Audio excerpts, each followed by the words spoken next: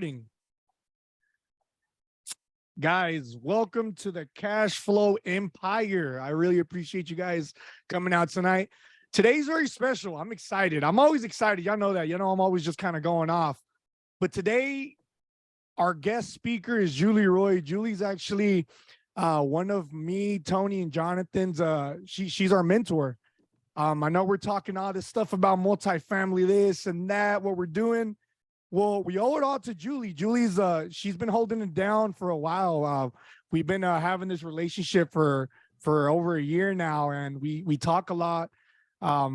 First things first, Julie, we really appreciate. We know you're really busy, so thank you so much for taking the time out of your day to come talk to us, to come drop some knowledge, to bring value to our community that we've been building. You guys know I'm here for you 100. So these are my boys. We met about a year ago and I love these guys. I wholeheartedly trust them. And in this business, that is something huge and something to be said. So I would do anything, obviously, for you guys. And I'm super happy to be here. And hopefully I can help some folks on here tonight, add some value if I can. But more than anything, I'm here because I just really want to support y'all. I think you guys are great people and doing a really great job in your sphere and with your group. And I see you working so hard and I just appreciate y'all. Thank you. Thank you so much. So just to start this off really quick. So tell us I know a lot of people in here know who you are. They've heard about you. But for those of you, because just so you'll know, Julie, we have people from different communities. I know we have 10Xers in the house.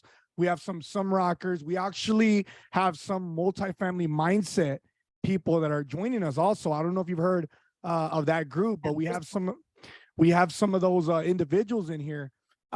Explain to us, or let us know, who's Julie Roy, where are you from? And then just let's get it.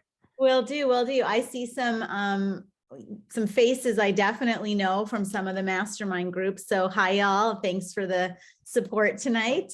Always love seeing friends that are family to us. So welcome. So yeah, for those of you that don't know me, I'll give you kind of a background story from how I started. I was an entrepreneur. I opened a small preschool, Montessori preschool, in the basement of a church in 2001. I started with 13 kids. I quickly scaled the company. Within 3 years, we were over 1,000 families, over 300 staff, numerous locations. We also did first right of refusals on the property, coupled with a developer. And in 2011, sold our first multi-site platform in Canada. I'm Canadian. We'll go there in a minute, to a private equity company. So I kept the real estate and, started to become a landlord about 20 or so years ago now. I know I look like I'm 20. No, don't fool yourself. I'll be 50 this year. So I'll give you a little bit of background on that. So my husband was a doctor. He ran a practice. We have 4 children together. So every time I opened a new business, I had a baby. So it was kind of a thing that was going on for a few years. And so when we sold our business in 2011, I quote unquote retired. I was 38 at the time. And so my husband ran a large practice in Canada, and I was able to, retire him out really early. So he hasn't worked. Neither of us have worked in a W-2 position or job for 15 or so years, I think now. So living 100% passively. So after that sale, we went into a couple different arenas of business. So I'm a kind of a serial entrepreneur. So we went into old age homes, or what we call assisted living in Canada. That was really depressing and sad. So I cried a lot because people kept dying. So we knew that wasn't the space I wanted to be in.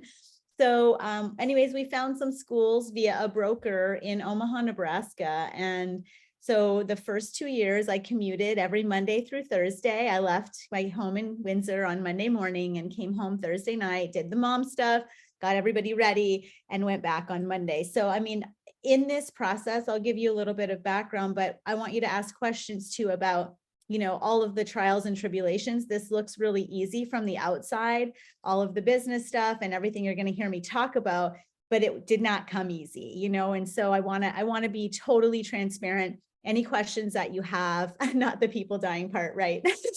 You don't have to figure that part out, but anything that you need from a business perspective, I think my superpower has been scaling businesses and selling businesses and creating really large EBITDAs for businesses to put ourselves in a really great position from a business standpoint.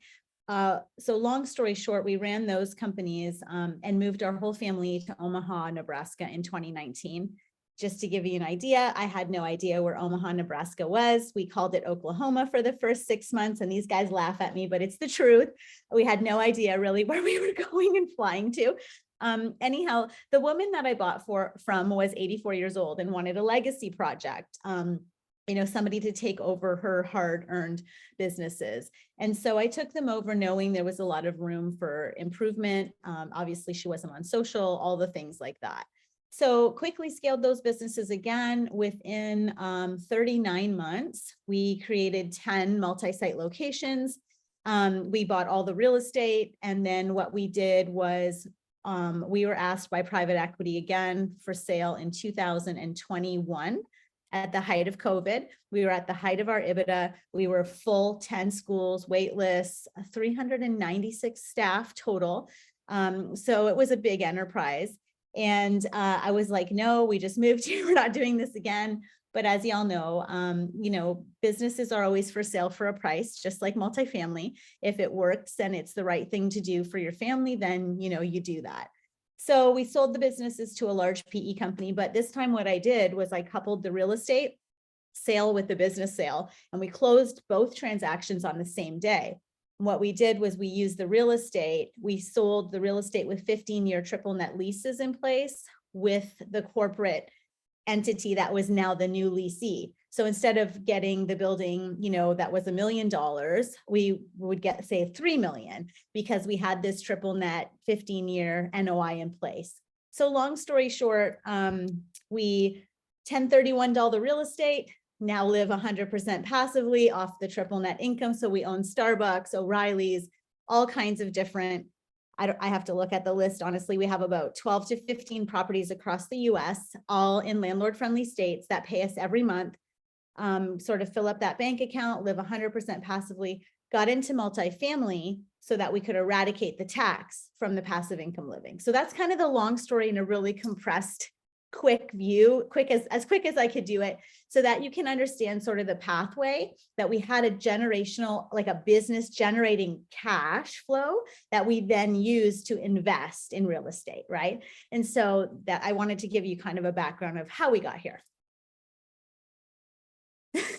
No, 100%, Julie. Oh my gosh.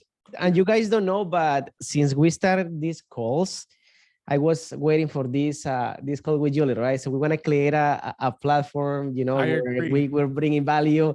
And I told Tony and Sergio, like, hey guys, just wait until we bring Julie. We need to create like already people following us and everything, because we want to bring Julie at a specific time. And today is the day.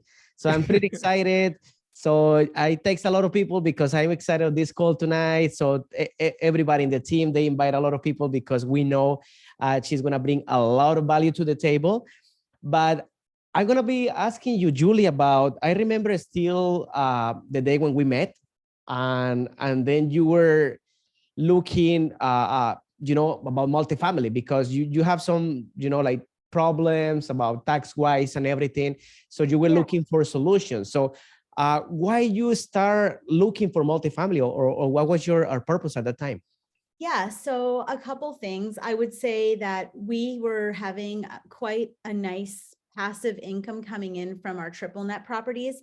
And I didn't know that that was taxable income to the extent that it would be taxed almost equally to active income. So I was quite surprised when we received our first tax bill. They were like, oh, you owe, $350,000. And I said, what for? Like, this is all passive income. I've already paid all the tax on these real estate and all these businesses. And they said, no, it's passive income.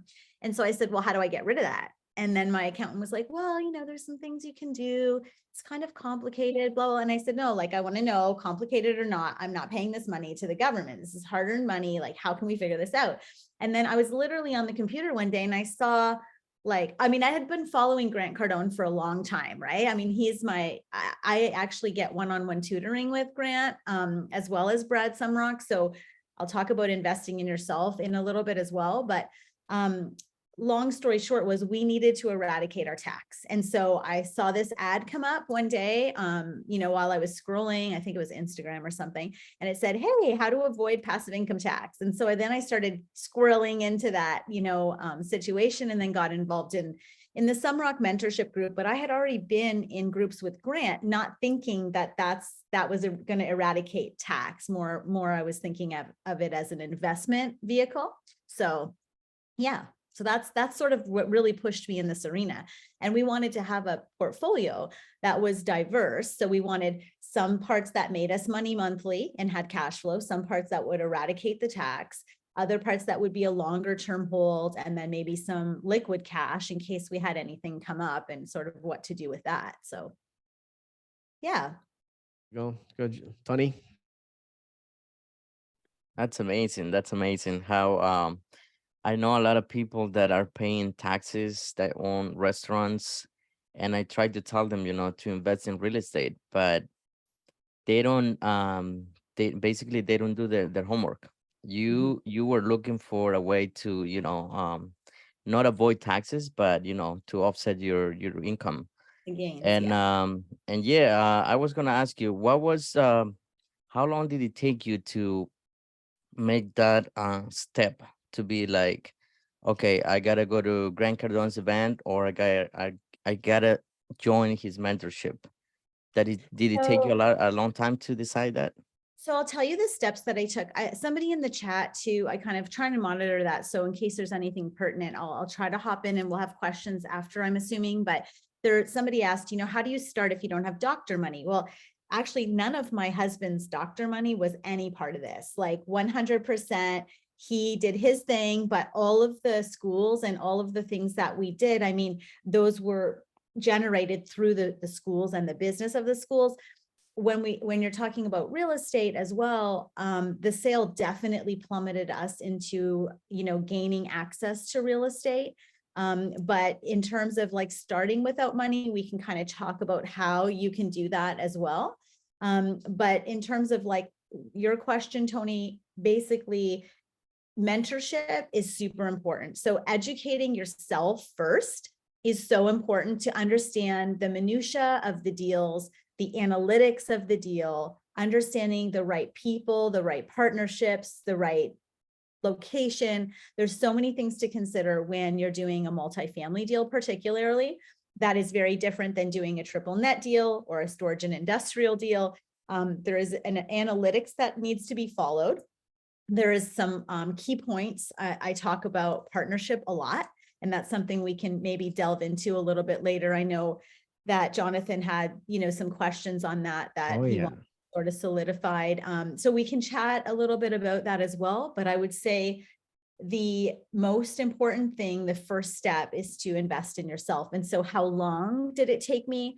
I was like, I'm a very fast action kind of girl. I know that doesn't sound great, but in terms of business, I like analyze, I look, and then I sort of act. And so what that means for me is fast action has always given me great results. So I don't do a lot of weighing things a million times. I look at the problem, I try to offer solutions, whether it's for myself or anyone else, and then I act, because you can have all the implementation, all the coaching, all of the things, and you never act on anything, then you're never going to really be able to move forward. And it's okay. Like failures are okay, but educated failures are important, right? To make sure that you always have the pros, the cons, the education, the risk, right? All of that has to be leveled out. And so, yes, in saying, how long, it was super quick. When I saw that ad, I went to R2R, which was a Sumrock event.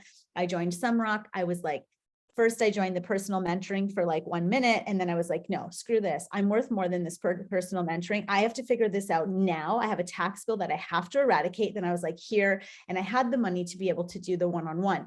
Now I know everyone's not in that position, so I'm not suggesting you spend money you don't have. There are so many free resources. For example, had I had the time to go sort of slower, I would have done a lot more of these free webinars, getting into circles with people who are just really excited about education and helping other folks.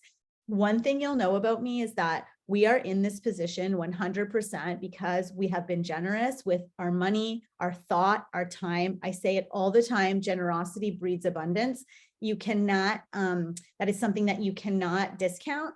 You need to be in the right rooms with the right people, whether that's paid opportunities or not. Getting with people that can help you move the needle is so important. John, you want? Oh, I think it was my turn. Julie, you said something very, very important. I think the reason is, and I say this in every call, but it's just I'm the type of guy where I hear it one time, it kind of gets, okay, I heard it. I hear it again, and I keep hearing it every week, but I keep telling everybody, I'm like, guys, the importance of investing in yourself, it's got to be so fast, and you were just nailing it. And I hope by now, guys, I mean, you've heard Julie's story, a little bit of her story. She's extremely successful. And the first thing she said is invest in myself. And I think, Julie, the importance of saying that is because a lot of the people in this group and in this room, actually, they had just invested in themselves in their first mentorship. And that's the education. A lot of these people we met at different groups, right? We're like, look, guys, come to our webinars. We're trying to bring as much value as you can. We're trying to, stay in the loop, stay in the, in the game. And, you lose motivation leaving the event. You got to come to this shit every Tuesday and come listen in and get motivated, get back on the train because life hits, right? I mean, yeah, and you'll see that, every person is going to bring a different viewpoint, some different action items. I always hope to leave people with a list of things to look for or to do. And so if everybody comes on here on Tuesdays or whatever group that you're in, we're the most motivated when we sign up, right? Like when you give that 25 grand or you give that $5,000 or you put the $2,000 into a mentorship program, you're like, yes, I'm going to be 1,000% committed. I'm in 100%, blah, blah, blah. And then like life gets in the way, kids have sports, oh, I have to work out in the morning. Oh, now I'm behind. Now I got to do this. I got to run to the drive. Like things happen, right? I have to work, some people, right? I have to put in my 8 hours before I can come home and do this. And that's lots of folks I talk to, right? This is not their full-time job yet. So motivation and mindset, another huge, huge, huge piece to invest in. While you're investing in yourself, invest in your mindset, whatever that looks like, whether you do a gratefulness period every morning. I mean, I wake up, I'm a super structured person. That's something that I think also has really helped me. I time block, I have ADHD 1000%. You'll see me, I'm all over the place, but I'm hyper-focused and I'm hyper-focused about my goals and I'm hyper-focused about success. So like, people are like, well, how, why do you want to work? I know that I have a certain goal every week, every day, every month, whatever it is. Every morning I do this thing called savers. It's a whole process. It's kind of like the Atomic Habits, but I wake up, I have my gratefulness time, I work out, I eat the same food pretty much every day. I kind of dress the same all the time. I have a really structured program of like how I manage myself. And that self-dedication, part of it is education, right? So whether I'm on, 2 podcasts a week, or I'm putting in time to read, I have like 40 books going at once. So it depends on which mood I'm in. I'm like, oh, I need to know more capital raising. Oh, I need to be over here. So like, I'm in a lot of things, but I'm a constant learner. And I think when you're a constant learner, you're always seeking for better and what you can do for other people and how you can help other people. And the more you can do that, the more you need to know yourself, right? And so the stronger you are in your knowledge of the subject you're in, the more confident you feel. Then you can sell deals a lot easier because you're not selling, you're offering value, right? You're offering deals that are helping other folks. So I think all these pieces are interconnected. Before I turn it over to Jonathan with the next question, is there 3 tips that you can give all of us? There's 82 people in the room so far.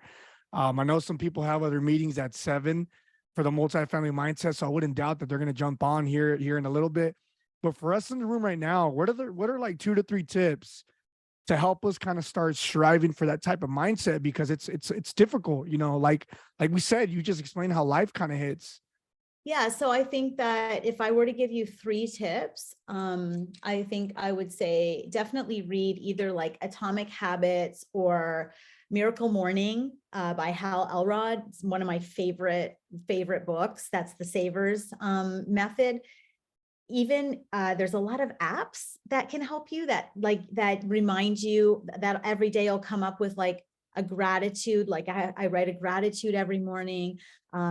You know, those apps are fairly inexpensive. Some of them are free, and you can look for like gratitude apps or like a Savers app, something like that, where it kind of cues you to, like, it comes up on my watch, like, hey, what are you grateful for today? Right? It starts your day though, honestly, right, with the right frame of mind. Because some days, like, I get up and I'm not in a good mood, and I have 4 kids, and some days, you know, shit hits the fan in the morning and I'm like, and I have to like regroup, right? So lots of reminders around my house. Like I go in my closet, it's like crazy. I have stuff everywhere, but like I'm very OCD, so everything's clean. But on the dresser top, I have like success is my duty. And then I open something else, it's like 10x. It's like reminders all over my house of like, you know what, you need to do this at like a high level. Remind yourself with whatever you can, right? But a book to get you in that mindset, or something that can help you, an app, whatever, I would say that would be one thing. To create reminders around yourself, things that that help you to bring you back to where you need to be. And 3, I think that you have to speak this out every day. Like I speak into existence all the time, what's happening to me, where I'm going with things, what I want, what my goals are. And I think that's really important, is to say, you know, that you're deserving of it, and that you want these things, and how you're going to get them. Like I already talk about it like it's already happened, right? And I've done that since probably 20 years. Like I'm going to have 10 schools when I had 13 kids in the basement of a church, right? I'm going to, my goal is to have 10 schools by, you know, and create a date. Oh, somebody's asking for the book. So Hal Elrod is The Miracle Morning, and the other one is Atomic Habits. And I don't remember the author's name, is like John or something like that. But both are on Amazon. You can get them on, and Audibles are great too, guys. Read the Audibles in the car. A lot of you have, if you're W2ing, you're going to and from work, you know, in a commute. Some folks aren't good at reading, so Audible's great. Just throw on your headphones and, you know, go for a walk, whatever you want to do. So those are the 3 things I think I would, you know, start off with for someone that's just coming in, that maybe mindset has been a challenge for them. Awesome, Julie. And I have a question right here, Julie. I have been taking a lot of notes about everything that you're just telling us right now. So I knew that I need to prepare my book, right? Because I will take a lot of notes. Because I talk so much too, so you have to stop me if I'm going too fast. No. Like, you know. And we actually, Julie, we want to focus this meeting tonight in everybody's question. Like, I mean, we know you a lot, right? So if people have questions, make sure that you write those questions in the chat, or you guys can just come up here and we will turn on your camera. So make sure that we will give you the space to ask a question, because we want to make sure that you have also this connection with Julie, right? I mean, with Julie, we're pretty close already. So we want to also offer that to you. So make sure that you guys come and jump any moment. So don't worry about it. But Julie, let's talk about partnerships. This is a topic that I've really always, you know, because, you know, even as, and we're talking about our own journey, right? So we wanted to jump quick in a deal because we want to get experience, right? But sometimes by jumping quick and then maybe not betting your partners and everything, you're making a mistakes. So I would just let you go.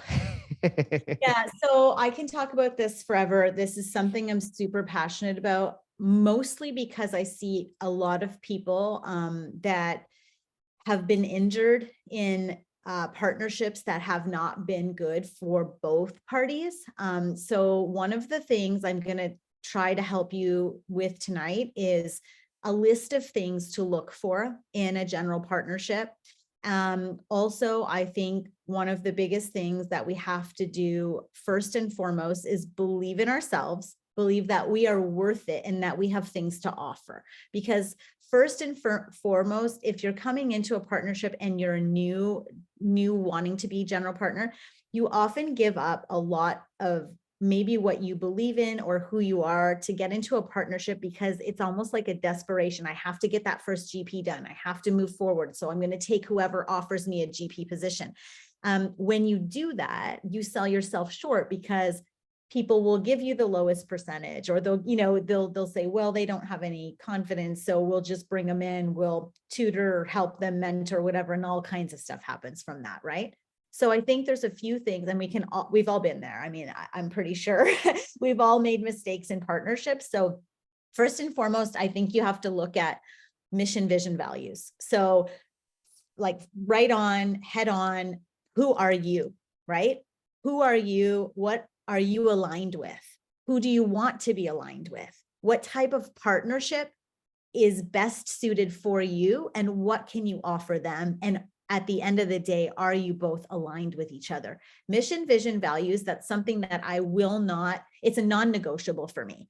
So if you're not good people and you don't have integrity and you don't have the things that my avatar requests, I will not partner with folks that don't meet my alignment now, especially with mission, vision, values. It's super, super important. When you choose a business partner who shares your mission, vision, values, things just work better, right? You both have the same end game in mind. If I'm in this for just money and you're in this to help people, when we have a conflict or something arises, what's going to happen? We're not going to be able to have a conversation. We're not going to be able to get through, whatever's going on, whether it's with the deal, whether it's with distribution, whether it's a fire in the building. I mean, whatever. If you're on two separate pages, those things are going to become super challenging for both of you. So one thing you should never give up is your mission, vision, values, what you stand for, what you align, what you are aligned with, because passion equals success. I truly believe that. And so if you go into a partnership that you're not feeling good about, one, how do you want to sell that to anybody? How are you going to feel good about bringing these deals to folks when you're not confident and comfortable in the deal you're in? So mission, vision, core values, all of those pieces are first and foremost for us. And how we aligned or defined, I want to say, our mission, vision, and core values, we actually wrote them down, what our avatar was. And an avatar is basically what you want in a partner. So like, what does that look like? Who are they? What's their net wealth? How is their background? What's their communication style? All of these things that you need to know. It's like a marriage, right? You don't date people that you don't have the same interests with, right? Like, how would that be? That would suck, right? So imagine being in a dating relationship with folks for 5 years that you don't even like. Like, that's torture, right? So people get divorced all the time because this doesn't work. Same with partnerships. If you're in with the wrong people, at the end of the day, you're suffering, they're suffering, the deal suffers, your investors suffer, everything is just not a good space and place for you emotionally and physically, right? So alignment, number one. I'm trying to think of all the things. Trust and compatibility. So you have to trust your partners. So people aren't going to do business with people they don't know, like, and trust. That's for you as well. So you're not going to have partners that you want to be in a relationship with that you don't know, like, or trust, right? And so at the end of the day, your investors know, like, and trust you to bring them to be a conduit to this deal. So you have to understand the responsibility that you have, and the people that you're with, you have to have a certain level of trust with. Is this helping at all? 100%. Keep A going. lot. If Thank you. if she's dropping bombs, guys, put some fire in the chat, please. Yeah, I just want to make sure I'm on the right. Let's put some thumbs up. Let's put some fire. Everybody, come on. I ought to see 85 flames or thumbs up, So, claps. okay, good. Okay, as long as I'm helping y'all. So the next thing I would say, and if you're writing, I can go slower too. Just let me know, however, if it's working for you. The next thing I would say is find out about their work ethic, right? So like, I could be a super hard, crazy worker 24/7. I work all day and I'm totally cool with that. But then my partner doesn't want to do anything, or they just want to collect a check. That doesn't work either, right? So make sure that the work ethic is there. your reputation in this business is everything. I mean, in business in general, but in this business, it is like paramount. So if you do anything to compromise your reputation and you feel like that's okay, you will be in this business a very short time. So it's super, super important that your reputation stays clean and wholesome, that you create only integrity for your situations, your deals, your relationships, the people you work with. I can't express that you also partner with people with good relationships, because one bad partnership brings you down if they're going down, right? So just remember about the relationships that you enter into. Super important. Another big piece for us, part of our avatar, their financial stability. Like, I'm not going to get in a deal with somebody who's been bankrupt 3 times. So I do a lot of background checks. I run background checks. I ask for financials, bank personal financial statements, which means they have to be stamped by the bank. So you can't give me a bullshit story that you're a millionaire and you owe $350,000 in child support, right? So like, I want to know where you're at personally, professionally. I want to know the truth. Like, what's your SREO? What's your real estate owned? If it's none of that, it's okay. I just want to know what I'm dealing with. And I want it to be honest and truthful. I don't want to find out things down the road that, oh, a group of doctors is suing you because you didn't do the deal right, and you're looking for partners now because you have to refinance your deal. Like, I don't want to know that after the fact. I want to know all the things up front, and then I can decide whether that is in alignment with me and what I'm doing or not. And so I think it's important to know their financial stability and their background. What's their track record? Have they been a GP? Have they been an LP? What have they done? Have they had success in business? Have they had no success in business? Have they ever been in business? I love business folks because we have a lot of adversity constantly in our life, and we have to figure shit out. Every day there's something new. COVID happens, shit, I have $150,000 payroll a week. Okay, and they're shutting us down because it's a health unit based business. Okay, what's the plan? Get in your basement, come back up in 24 hours with a full plan to figure this out, right? So there's like, business people do have a sense of urgency when it comes to problem solving. And I think that they also have a piece of a different piece in their brain that works differently because we've had to have consistent adversity. So I'm attracted to other business owners. You don't have to be a business owner. Maybe you come in and you have mad underwriting skills. That's how I was attracted to Jonathan. I was like, shit, that's not my, sorry about my language, but that was not my forte, was the underwriting. Like, as much as millions I've made in my life, I've always put the right people in place. So the who, not how, that's another great book. I'm just going to plug whatever I can here. That book, learn about who around you can help you succeed. You're not going to be good at everything. I'm not good at everything. I'm super creative. I love the entrepreneurial process. I love the big picture. I'm all forest, no trees. I have an integrator. That's all trees, no forest, right? She helps me stay focused. I mean, all the businesses I've had to put people in place that were better than me at whatever it was that I couldn't do, or I didn't feel like that was my jam. So I can talk about that too, on how to choose those people if you guys are interested later. But your circle is so important. Your support system, who's around you, who's helping you, all of those pieces are part of the GP, part of the process of partnerships. Do your due diligence. Like, people are just hopping in. I see it every day. I see all of these people hopping in saying, I'm in a GP deal. And I'm like, who are you in a GP deal with? Oh, so-and-so, I met them at the mastermind. We met in the hallway. I had a coffee with them. And I'm like, dude, oh, please, like, you don't know them. That's not knowing them, right? Like, this substantial relationship is so important. I can't express how important the right people at the right time is. It takes time to nurture relationships, and it takes time to see who people really are. They're on their best behavior when you meet them at a Sunrock event or at an event in the hallway having coffee. They're there networking, they're all kinds of happy. But at the end of the day, that might not be how they are when shit's hitting the fan and there's a fire at the units.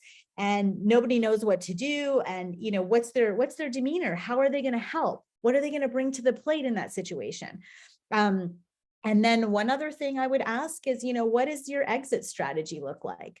You know, like no one asks about what's the end game for this deal. So, you know, oh yeah, you know, our exit strategy is a 4.5 cap. Okay, great. So if that doesn't happen, what's your plan B, C, and D?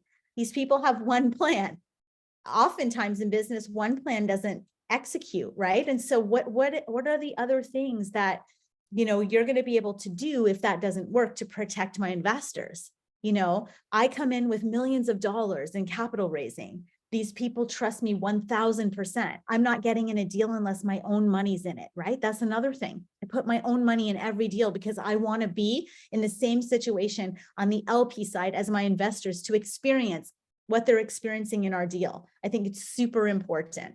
So those are kind of like the basic, I don't know if that was enough, but that's kind of the basics that, you know, I look at for partnerships, and try to choose people according to sort of that avatar or that list of, I tried to write them because I was like, I can't remember all these things I do every day, but there may be things I miss too, but those are sort of what our general is. And yes, like integrity is 1000% for me. I mean, I know there's people on this chat that have worked with me and they'll tell you, I am straight up. Like I will tell you 100% good, bad, ugly.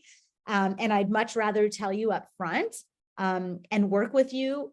My whole purpose is to help people solve problems, right? And whether that is solving tax problems, whether that is helping them invest, whether that is whatever, my heart, you know, is in it for the right reasons. And at the end of the day, if the deal is not good for them, I'm going to tell them it's not time for you right now, or it's not the right deal. And there'll be people on here that can actually tell you that. I've said that to them, because I would much rather be somebody that they can say, Julie helped me. I never want to be that person that, you know, that they say, hey, like, we did a deal with her and, you know, she didn't answer questions, didn't answer calls. Like I knock on wood, I will never be that person, because again, my integrity and my reputation is worth much more than a deal will ever be. Julie's just fucking killing it. Sorry, I'm trying to give you as much knowledge as I can. No, you're you know, killing it. I don't want to be on here and people leave without value. So I'm hoping that, you know, that I'm helping. Before I give it to Tony really quick, guys, this is Julie's, her intentions are so pure. This is why we hit it off so well with her. Her intentions are so pure. And for anybody that hasn't done a deal, that's searching to get into GP or a deal as a GP, they're your first deal, like, please, we're going to have this recording on Spotify. We're going to have it, you know, recorded on Zoom. We'll get it out there to you guys. Go watch this again. Study this video on the things she just said, because it is so important. Like, this is, you know, it's just so important to, like, it can ruin your career. You know, your first deal can ruin your career, your reputation, and, you know, just really be careful. And I think we've learned so much from her, and she steered us the right way as of today.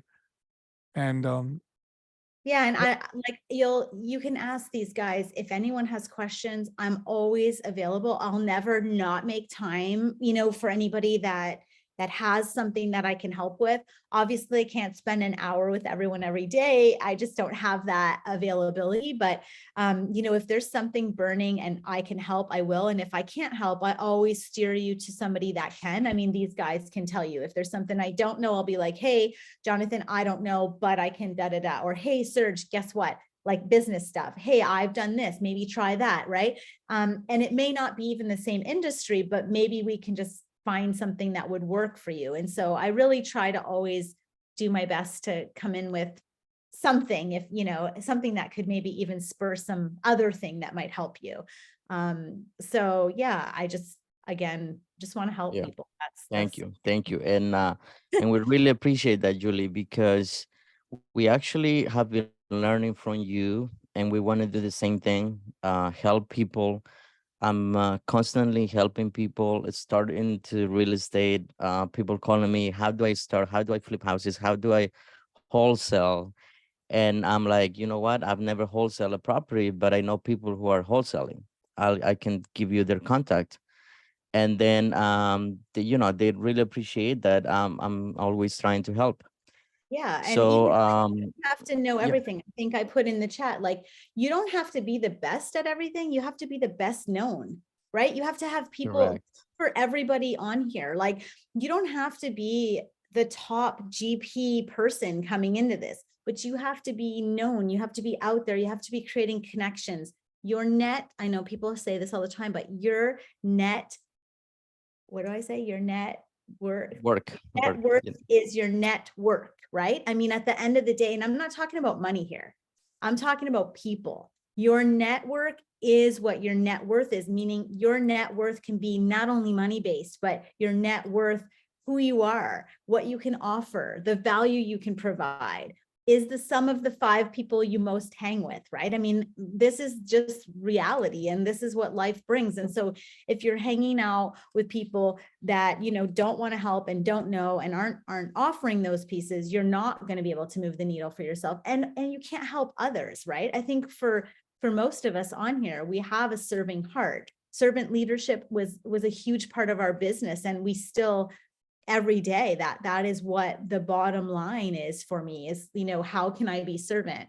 How can I help lead people servantly? And I think that's just really something that you have to have in your heart, and you have to be passionate about. Money is great, but it's not everything, guys. Like, at the end of the day, it serves a purpose and it's awesome. And, it's a means to an end. And I'm not discounting that, the world doesn't go around without money, but how you feel about yourself at the end of the day, at the end of your time here, and who you've helped, I think has so much more worth than anything you can do in a business deal. Yes, you're absolutely right. So, I wanted to ask you, I'm a businessman. I've been in a business for 14 years already. This month is going to be 14 years. And I've learned from my failures and my friends' failures. Mhm. And I wanted to know if you can share one of the failures that you had in the past, either in the business or real estate. Nice. So, I've had a lot of failures, honestly. I have a lot of business ideas all the time. So I always say, oh, I'm gonna start this, or, I would say one of the, I don't call them failures. That's another thing. I call them lessons, because I don't feel anything is a failure. I think that if you learn from something, you haven't failed from it. I think there's a lesson. So I don't like to call it failures. So maybe we'll put that right off, just because then it brings bad juju and bad energy. I feel like if you consider a failure a lesson, and most often, as long as you've learned a lesson, it's no longer a failure, right? And so I always try to say, okay, this hiccup or this incident happened because I needed to be taught this, or I needed to be taught that. So I always put out, again, it's a mindset thing, right? Why was this put in my path? What did I learn from it? What did I need in this specific lesson to move me forward? So maybe I invested in the wrong deal. This happened to me. I was an LP first, especially when I came in, I had to eradicate some of these taxes. So I quickly started like implementing money into deals. Well, I did a deal, I didn't vet the partnership. I did all the things that I didn't do all the things I told you to do here, which is why I'm telling you to do them. And so, that deal has had a capital call of $5.5 million. They've asked us to put the same amount of capital that we put into the deal to match it, or our funds will be liquidated. And I just said, at the end of the day, I'm going to liquidate my funds. And I took the depreciation from the deal. So it's still not a failure to me, but I learned a huge lesson, right? And so that lesson wasn't a failure to me. It was like, you know what? It's money. I hate losing money. That's probably one of the, for me, because we work so hard to attain money, I don't like to lose any money, but I can't call it a failure because I learned a huge lesson. And so that lesson was vet the team, right? That you're putting the money into, even on an LP side. Like, even if you never GP a deal in your life and you're LPing funds, meaning being a passive investor totally, all these things apply. You can vet your GP with all the things I told you today. That's not just if you're going into a partnership. An LP is a partnership. You're trusting somebody with your money. You're trusting a financial advisor. I always say to people, there's 3 questions. This is from a grant thing, but there's 3 questions I always ask people for mentorship or for partnerships. Like, hey, are you where I want to get to, or where I want to be, right? That's number 1. Why am I going to follow somebody that is behind me? I want to follow someone that is like attainable. Where do I want to go? 2, how much money have you ever made in your entire life? That's something that I want to know. Like, is it where I want to be? Is it where I want to go? What have you done in your life that you're most proud of? I want to know that we're aligned, right? And 4, well, it's kind of a 3, it's 3 questions, but my last one is always like, hey, I want to also know, have you ever gone full cycle on a deal? And what did that look like? And in any deal that I put any money in now, LP, GP, whatever, ask these questions. Also ask them, can I have 3 references of repeat investors in one of your deals? I would like to ask them what their experience was. So no matter what, GP or LP, find out from the investor point of view what their experience was with this person. And it has to be a repeat investor, because I want to know why you continually put your money with this person. What made that person super special to you, right? Rather than someone else. You have all this ability to put your money with other people. So just, those are some questions that I know I kind of went off track, but that I would ask. Yeah. Wow, amazing. Thank you. Thank you, Yuli. Fantastic. I do have another question though, if you don't mind. I know a lot of people are gonna have questions, so I think we're gonna open it very soon for everyone who has a question. They can raise their hands. But how would you compare commercial triple net to multifamily in this market at the moment? So, okay, that's a really loaded question. So I'm going to take it into parts. So first and foremost, part of my avatar for multifamily is that the debt has to be fixed. I will not participate in any variable rate debt. That's number 1. Number 2, interest rates. We can't hide from this. We are in a recession, whether or not we want to believe that. The government is now forcing higher and higher levels of unemployment. These interest rates are going to go up in second and third quarter. I'm thinking, my prediction, which I'm not a CPA, and anything I can and said will not be held against me, whatever that thing is, just say it all. And that's my disclaimer. However, if I was to say this out loud, I would think we're going to get to about 8%. Now, unless you're buying a triple net deal out front, all cash, that's awesome, because triple nets make a ton of cash flow. So for example, I buy a Starbucks, which I have many. I buy a Starbucks, it's $2.5 million. All of mine have been done without syndication, but you can absolutely syndicate triple net deals as well. I buy a Starbucks for $2.5 million. I have to buy that outright. So I either buy that with all my own money, or I JV partnerships to create so that you are not having any debt on this building. Because if you buy a building with debt right now, in a triple net situation, you have to have what's called a spread. If you're buying a property at 4% interest and you're getting a 6% cap, that gives you a 2% spread. That's okay. I prefer 3 to 4 with monthly or yearly, rental increases. Like there's all these other pieces that I have to have in my triple nets. If you buy a triple net right now and you put any debt on it, if the debt is at 6% and your cap rate's at 5, you're upside down in the deal. Unless you don't take any debt, then of course you're making $127,000 about a year of cash flow income on that Starbucks for 10 years guaranteed. If any Starbucks go black, they're still paying you. It doesn't matter. There's a lot of positives in triple net, but you have to pay all of the building pretty much out front. If you don't do that, then you're upside down with cap rates right now, so it doesn't make sense. However, you can create a JV relationship, which is what we're doing now for many folks that are coming to us that want to do triple nets with us. We're like, okay, because nobody wants to put all their capital in one deal, right? And not a lot of people have $2.5 to $3 million cash, like not very many people that I know. So you can come together, create an LLC or a JV partnership or a syndication of sorts, where you have maybe a less amount of people. And then you create this relationship where you buy it outright, and then you will refi and say, I'm thinking 2 to 3 years, the rates will, expand back down. Then you can sell it again with a refinance debt.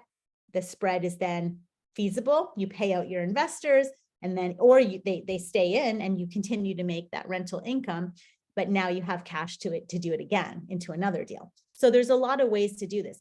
Multifamily, I think the rates are, you can get some fixed rate debt now in the 5s, which is still decent, but I wouldn't do anything less than 10 years.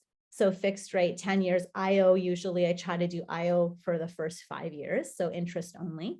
That helps you with getting your renos done, your CapEx done, putting it all in place and creating that spread that you need for your investors.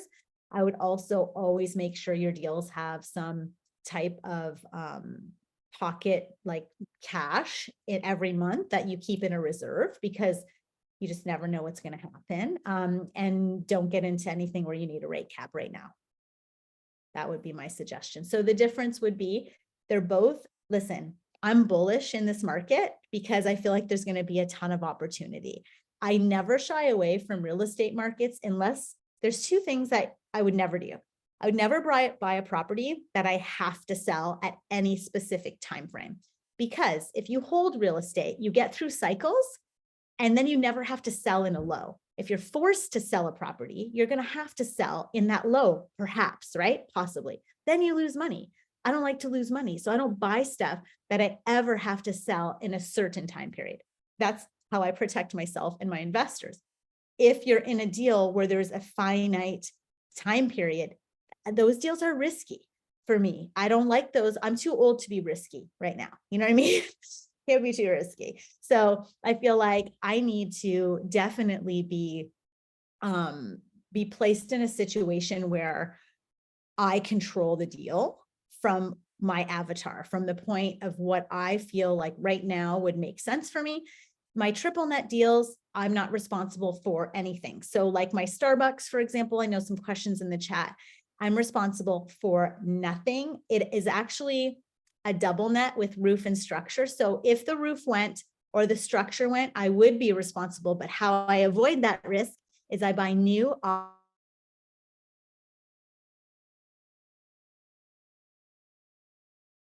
Starbucks in blank, Texas, which they called me this morning. And they're like, hey, can you guys hear me? Yes. Right. It said my connection was unstable. So I just want to make sure. So they said, hey, Julie, we have this Starbucks. It's 2.6 million. NOI is 126,000. Do you want it? So then I went back and asked for the OM and a bunch of stuff. This is stuff that when we buy, again, it's new off market. So I don't have to worry about roof. The roof is guaranteed. The structure, it's brand new.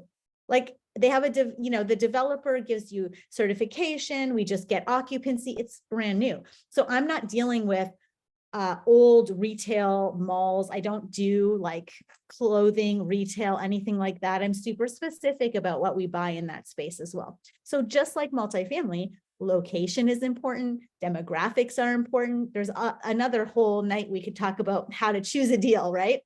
That's a whole other piece. But similarly to the triple net, there are pieces in the avatar that I check the box like, and if it doesn't fit, nope, next deal. That's not going to work for me, So yeah, hopefully that helps. Nice. She's dropping some game tonight, guys. And I know a lot of people are like, just the chat's on fire. No, I'm just trying to like read, but I can't. So you guys might have to go back. Yeah, don't guys. I'm gonna explain something, and Julie, you can kind of verify or yeah. It is super hard to get a one-on-one with you. I think you're like 4 months out, right? It's a bit of time, but I'm here. Like I told Jonathan, yeah. I wrote my calendar off. I'm here. My dog is with my daughter. I don't have any interruptions. I hid in the basement because I was like, look, I want to be here for these folks.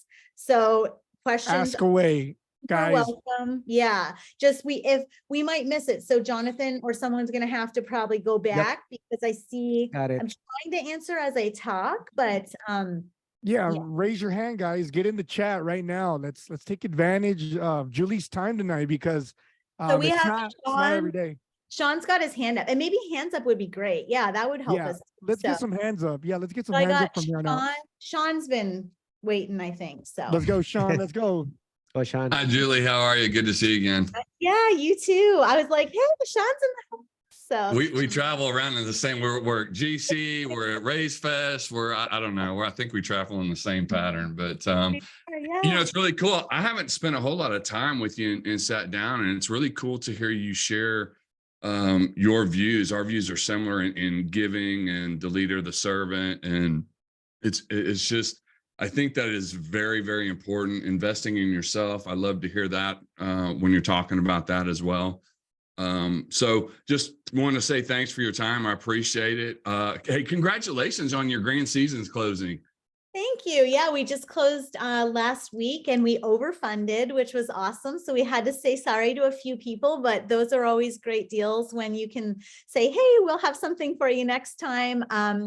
Yeah, and so a little bit too about me on the multifamily side. So we own a bunch of our portfolio singularly, obviously the triple net stuff, but all of our multifamily is in syndication. And so I started in July of last year, so 2022.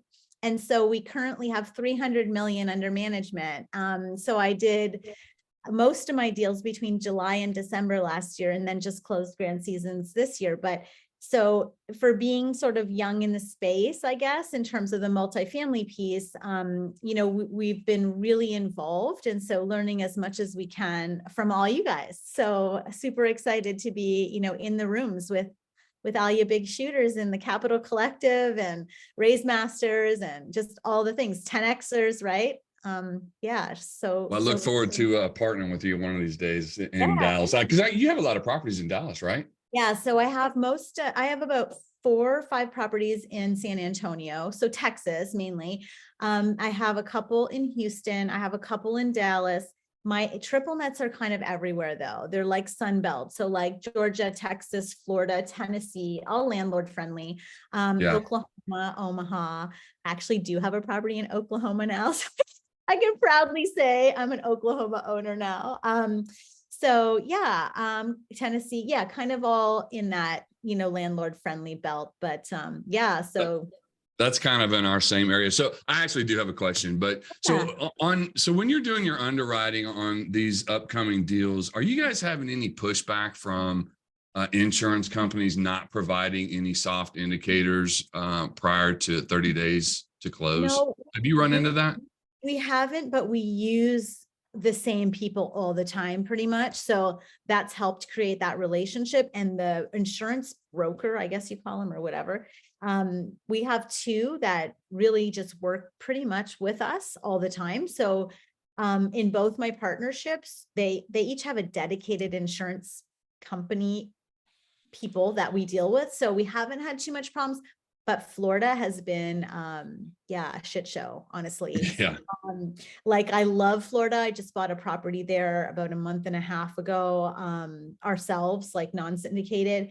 But the Florida market for insurance right now is it's insane because they're getting hit with so much weather, right? And all the things. So that's making it, honestly, it's skewing the pro forma really, like really bad, right? And so the numbers don't work in a lot of these deals anymore. Like we wrote 25 deals or so before we decided to hop on the GP for the Dallas deal. So like, you're underwriting 4 or 5 times the amount we were underwriting, last year for one deal.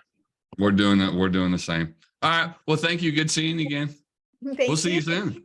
We will, for sure. All right. And that's a beautiful property again, Julie. When I invite people today, we say like, hey, actually, she closed a property last week. So make sure that you guys are saying congratulations to Julie because that's amazing. It was 144 units. We walked the property. Beautiful. Let's put some claps, guys. Let's put some claps in the chat for the congratulations to Julie. It was good. And honestly, the congratulations is not even ours. It's like, we're so happy for our investors, honestly, like to get a property like that in a market that is booming. North Dallas is like one of my favorite markets. I have 3 large triple nets in around that area. So in McKinney, in Frisco, I've talked to Jonathan about this and Sergio.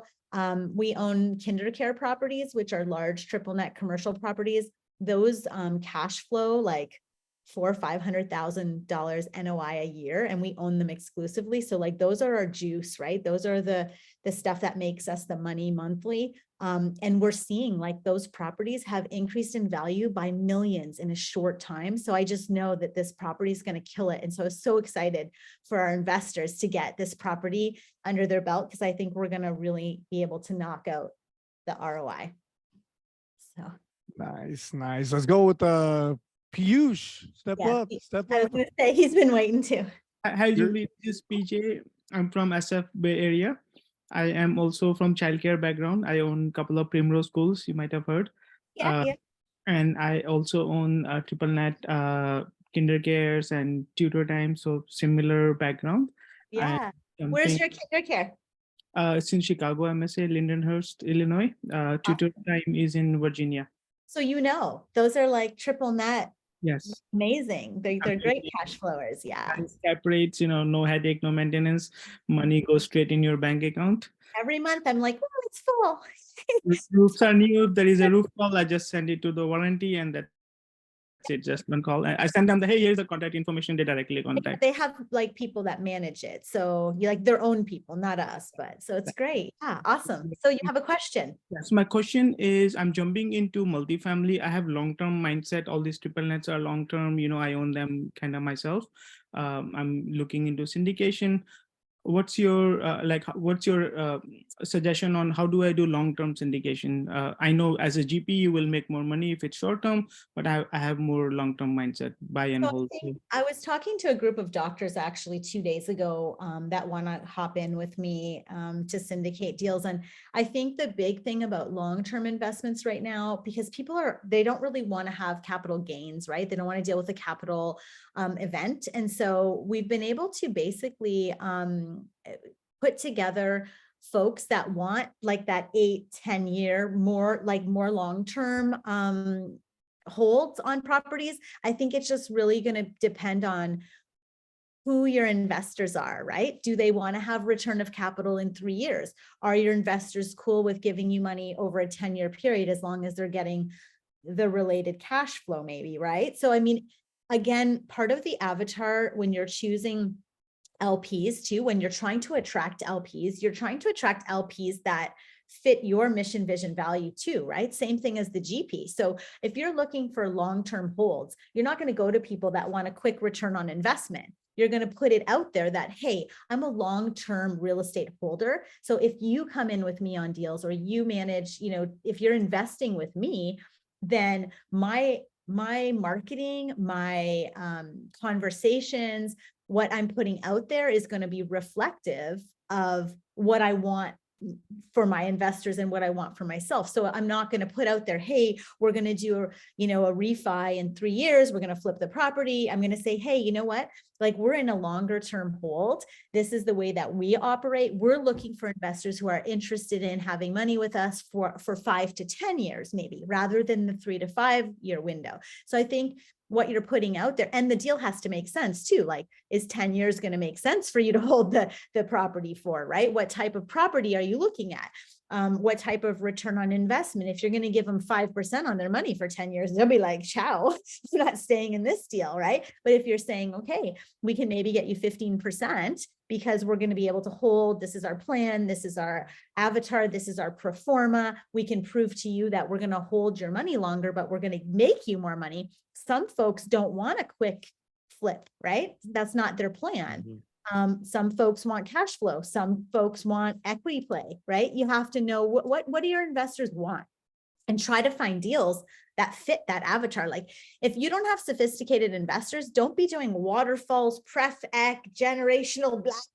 They're like, whoa, yo, I'm out, because it's so scary, right? Like even for me, when I didn't know, I was like, oh, this is a lot. Like, I don't know. I feel nervous. I don't feel confident. If you don't feel confident in your deal, the hell your investors are going to be like signing up, right? So if you're really confident with pref ac and having private equity and being able to depreciate a lot more for them, like if you're looking for investors that want depreciation, private equity deals are great because they give up their depreciation. So some people that want 100% depreciation or 80 now or whatever, they might have a better chance going in a deal that has a private equity component to it. I don't like private equity. It scares me. I don't like to be in third position for anything, right? That's just my mindset.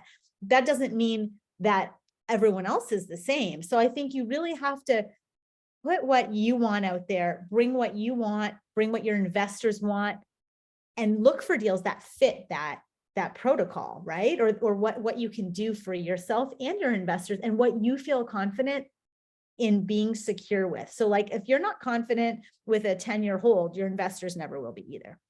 You know, so I think, quick follow-up. Since I'm new to this, is it easy to raise capital for long-term hold, assuming the deal works versus a short-term based on your experience? I don't hold like long-term for my multifamilies. That's not the space that we're in. My folks like the 3 to 5 year holds. They like to have, be in and then have an option to refi, but stay in the deal. So they're still making money on the deal. And they're still in the deal for the 3 to 5, but they don't want to be in with their money for 10 years. That's not the avatar that I'm in. But I'm sure that there are folks in the multifamily space doing longer term holds. I just don't know if they make sense from a pro forma standpoint, because I've never, penned that out over a 10-year period. Maybe folks like, Brad Sumrock, maybe some of those, folks in the groups, they might be able to help you because they may have done longer term holds. I do long-term holds for triple net, but that's a totally different story. And I don't have investors. This is my own money, right? And I like that I get paid for a long time. I just don't know. I mean, I know folks want to be in with us with the triple net, so I guess there is a market for it, but that is a cash flow play, right? So if you don't have the cash flow play, I don't know what would spur them to get into a multifamily long-term hold. Got it. I'll mimic you, copy the successful people. So thank you. The pro formas that are out there are 3 to 5 year, usually a 5-year pro forma, 6 year, sometimes 6.5, depending on the property. But got it. All right. We have a Gabby coming. Hi, Gabby. How are you? You want to ask your question? Hey, Julie. hey, Gabby. Hey, my goodness. You're like dropping a lot of bombs tonight.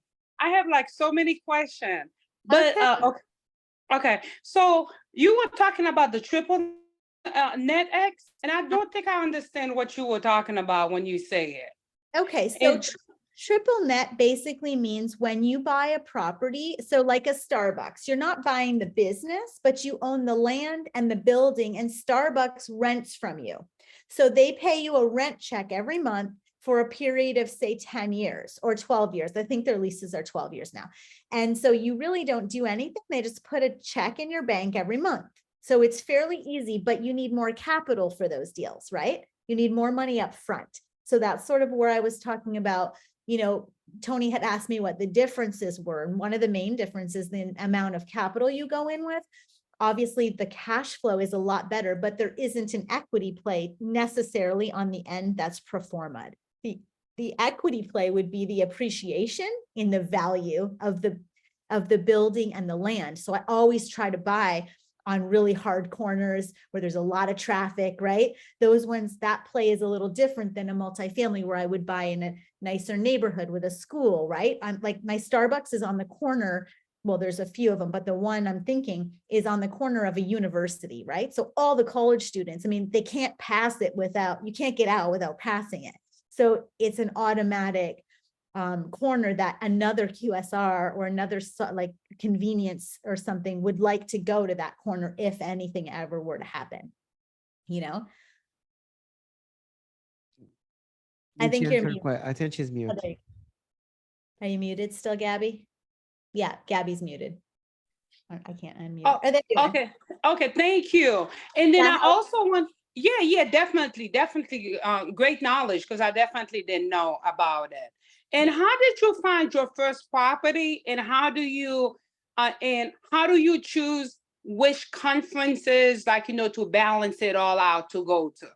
That's actually really hard for me because I want to go to everything all the time. So my husband's like, oh, you can't be gone 300 days out of 365. So now, honestly, the first year I went to everything and I was like, oh, I need to learn it all, and now I'm like, okay, what is going to help me move the needle? What do I need right now? What do I need to be better at? Do I need to be better at underwriting? Do I need to be better at capital raising? Do I need to be better about finding deals? Do I need to be better about understanding the market or the avatar?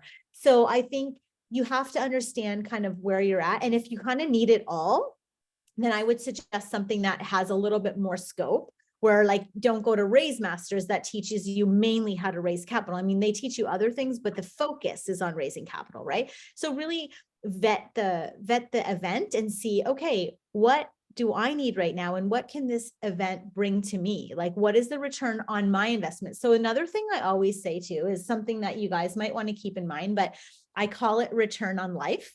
So like, it's not just about return on investment, because return on investment is a monetary transaction. And for me, like my life events are so important. My kids, like, what are we doing? So for me, it's like, what is the return on life if I go to this event, right? Is it just going to bring me one new investor? Is that worth it? Or is it going to bring me the ability to scale my business 10%, right? And so really vet the events according to like your checklist of must-haves right now, and kind of go through. Another good exercise is take a piece of paper, like any piece of paper. I don't even have a clean one to show you. Oh yeah, here. So like you take a piece of paper and you do like a box. I'm going to try to do this so y'all can see it, but I don't know if you can see this. So like, you know, an X like this. Yep. And then you just put like a 1, a 2, a 3, and a 4. Can you guys see this? 1, 2, 3, 4. Okay. So in number 1, you put what you absolutely love to do, feel confident in, and feel successful at. In number 2, you put what you like to do, feel somewhat confident in, and what you don't mind doing. Number 3, what you don't like to do, what you don't feel so confident in. And then number 4, what you hate to do and what you'd love somebody else to do. And from there, you can define what you need and what your strengths are, what your weaknesses are, and maybe you need to get who's around you. Like for me, I felt like doing Canvas and all these things, like I told Jonathan and Sergio and Tony, like, I don't feel like that's a good return on my life, making like flyers and pamphlets and social. I love the social media posts I do, my organic stuff. I just don't like all of the art stuff, right? Like I'm very creative, but that takes me a long time. So I'm like, I got a VA. She's $3 an hour from the Philippines. She outputs a shit ton of stuff for me a month. For like, I just paid her $264 for the entire month. Like for me, that was a return on life. I was like, wow, now I have 50 hours that I used to spend on all this crap that I'm not good at. And it was like literally one of my number 4s. I have now moved it to number 1 because I got a who, right? So like, again, I know I kind of went off track, but the same thing can be applied for, you know, how you vet conferences, how you vet education, because you can't keep doing stuff that's not moving the needle, because then you just keep spending money and then you're finding yourself in this circular abyss of like not moving forward. And then if you have too much education, you get what's analysis paralysis. You're like, like, forget it. I'm not doing anything, because you're not good at any one of those things yet. So it might be good to think about those 4 components and kind of really vet, like in your mind, where the best space for you to be in right now is, and what will help you move the needle, and what's going to bring you return on life. Wow, you're awesome. Thank you so much. Hopefully that Thank helps. you. Yes, it definitely does. With social media, do you have a company that does the content for you? So I do my own organic content because I love that part. What I don't like is like the Canvas, like, you know, when I have to send out like my CRM, she automates everything for me, my VA. She does my whole HubSpot. She sends out my emails. She does all the template formatting. That for me is just, it takes too much time because it's not something I'm naturally good at. So I'm like, give it to somebody who's great. It takes her 4 minutes. I don't care. I'll pay her the $200 a month. It relieves me of so much time, you know? So again, that was like, for me, a return on life. I got back so many hours by giving that process out. Thank you so much. Even though I listened to you, I'm gonna have to re-listen it again because I still don't think I took all the notes I needed to. So thank you so much. Yeah, and if you're stuck or you need anything, just reach out. I'll put my stuff on here after. Perfect. Thank you. Thank You're very you. welcome. Let's go with Sebastian. How you doing, man? Good to see you here. Hey, how are you guys? Hey, Really, Sebastian. Sebastian here from Miami, Florida. Been Where I great want so to be, far. where I want to be. Yeah, it's a great place to be. I had a question for you. You were mentioning at one point that you don't want to get into a deal where it's kind of like time oriented, where it doesn't you're able to sell whenever you want, basically. Can you dive a little bit deeper in specifically how that's so, or what you mean by that? Is that Sure. your Yeah. So what I mean is that like if you're getting into fixed rate debt, for me is the safest, because obviously right now the interest rates and the market is what I would consider volatile in some sense, right? I mean, there's not stability right now. I think there's going to be a lot of blood on the streets in third and fourth quarter. I think a lot of stuff is going to be available. Grant says to, I mean, I'm a personal mentoring student of his, a personal, whatever you call it. He always says to me, you know, hey, there's going to be people's blood on the streets in the third and fourth quarter, and you're going to have to buy even if the blood is your own, right? And so like, this is kind of what's out there. And so we know that there's going to be a point where these rate caps are going to come due, and these folks aren't going to be able to do it. Like capital calls are happening for deals, which is again why we need to be so crucial about who we get involved with, right? We have to be so selective. So in terms of capital calls, in terms of the stuff that's going on in the market, what I don't want to do is create a situation where I am forced to sell an asset in this environment. So Grant, actually, what is that guy's name that was on here? Piyush. Grant Cardone holds long-term.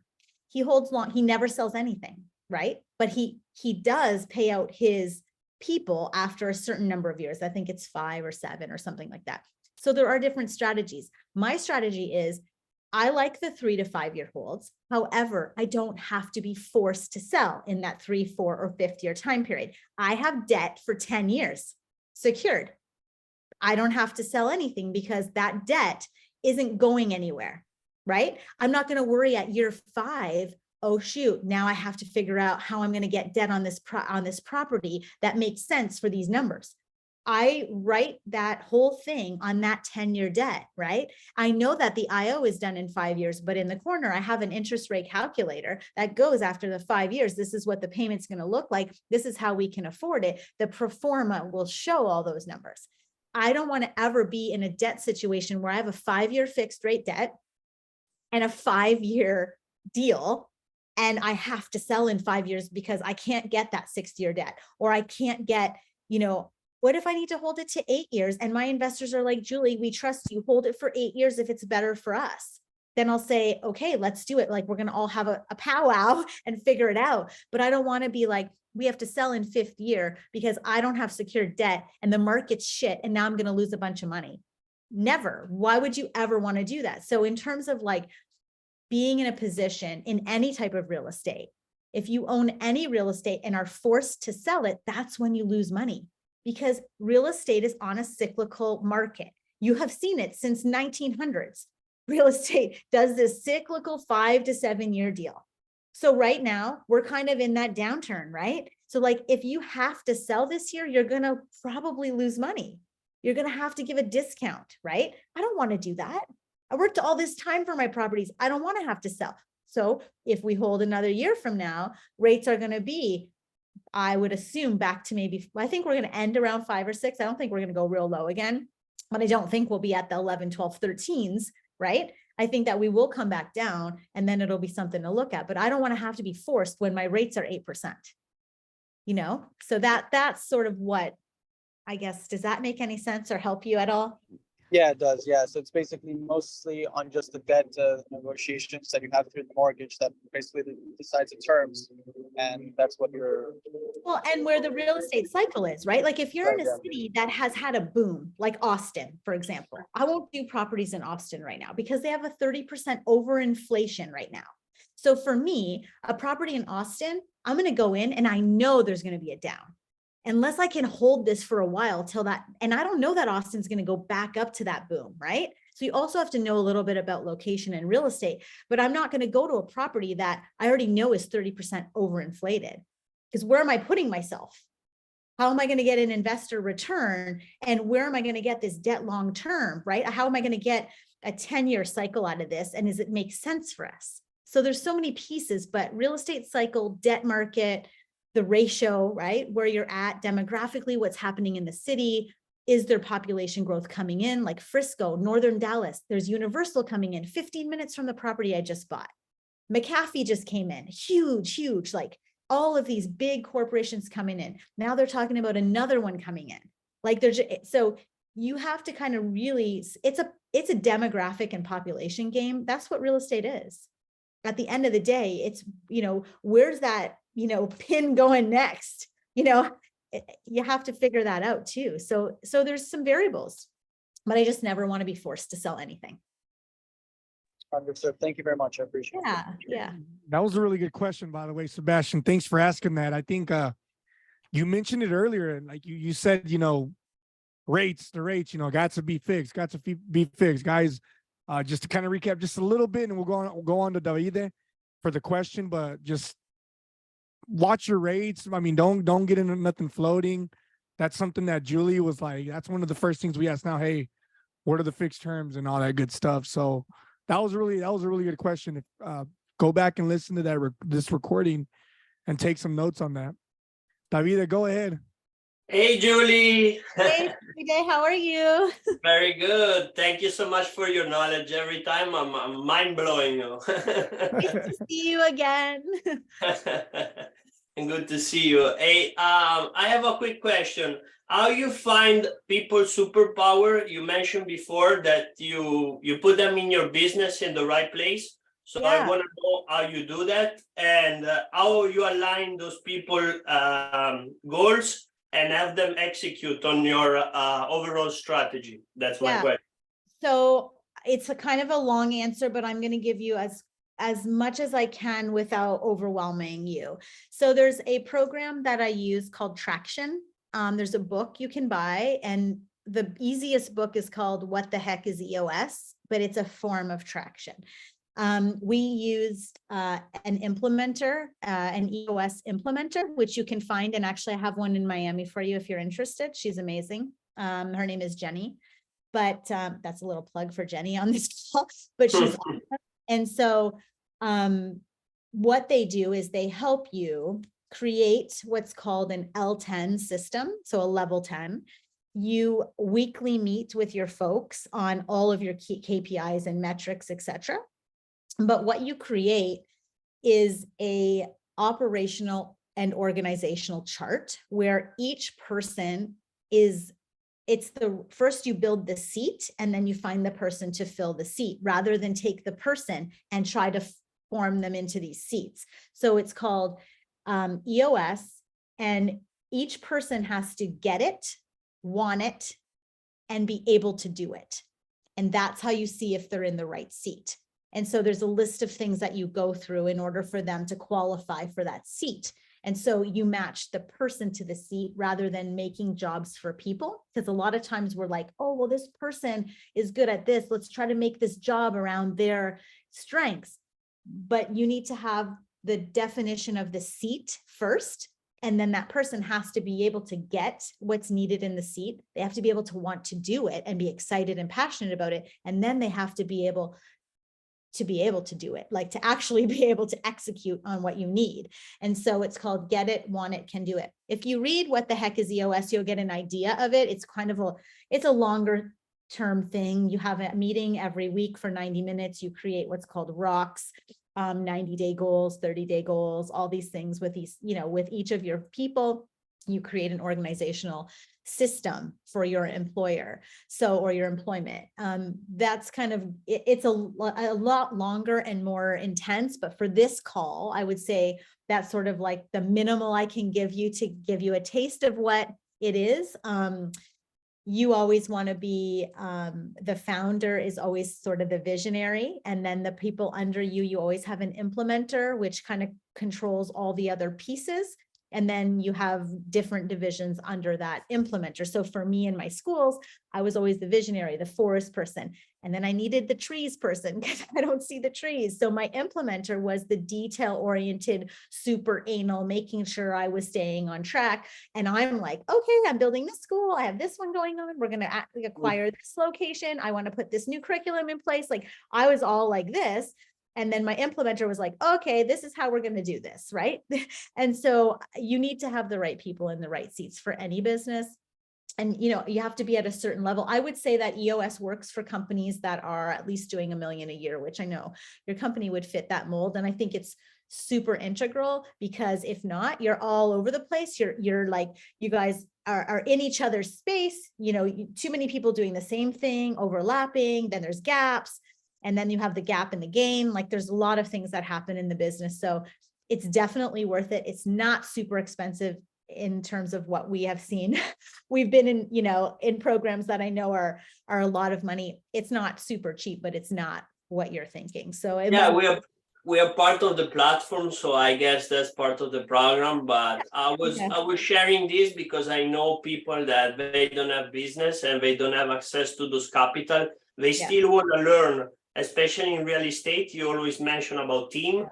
So they always want to know how you assign the right people in the right seats. So that was my question. Yeah, EOS traction, implementation of like an organizational chart based on, can you, you know, do you get it, want it, can you do it? I think anybody can do that, and then take those things and create KPIs around them, right? Making sure that those check boxes can be of value for you and the person that is in the position. Appreciate it. Yeah. Awesome. Before we go to Helen, there is a quick question in the chat. Have you have trouble? Okay, she's having trouble raising the hand. So, but Julie, have you ever faced a prepayment penalty when it exists in your deal? So all of our deals, we don't have, we are very careful about the yield maintenance. So we don't do anything with more than a 1% prepayment penalty. Awesome. So that's something that is a good idea to keep in mind too when you're vetting projects, if that yield maintenance makes sense for you, or if that's part of, you know, the avatar that you will allow yourself to be in. Perfect. Okay, Helen. Let's go, Helen. Thank you for being here. Hi, Julie. Thank you so much for all of this knowledge. It's incredible. It's like, oh my goodness, all the bombs and information it's incredible. Really. Thank you. Thank you so much. I can feel the love. I can feel that you really have the empathy that we are learning, and you try to, how you say, explain it so detailed so that way we can understand. Thank you so much. My question, I want to keep learning about you. So do you have any YouTube channel, any podcast, something that I keep you? I don't have any of my own podcasts. I'm working on it. But I do have a lot of podcasts that I'm on. So like especially women's podcasts, women's groups. I try to help women specifically because it is not that I don't love y'all men, I love you too, but I feel like women do get lost a little bit in this space and don't have a lot of like larger mentorship, you know, in the space. So I do try to obviously help everybody, but I have, I'm on Wire, which is a women in real estate network. I was on there this morning, so the podcast will be on Thursday for that.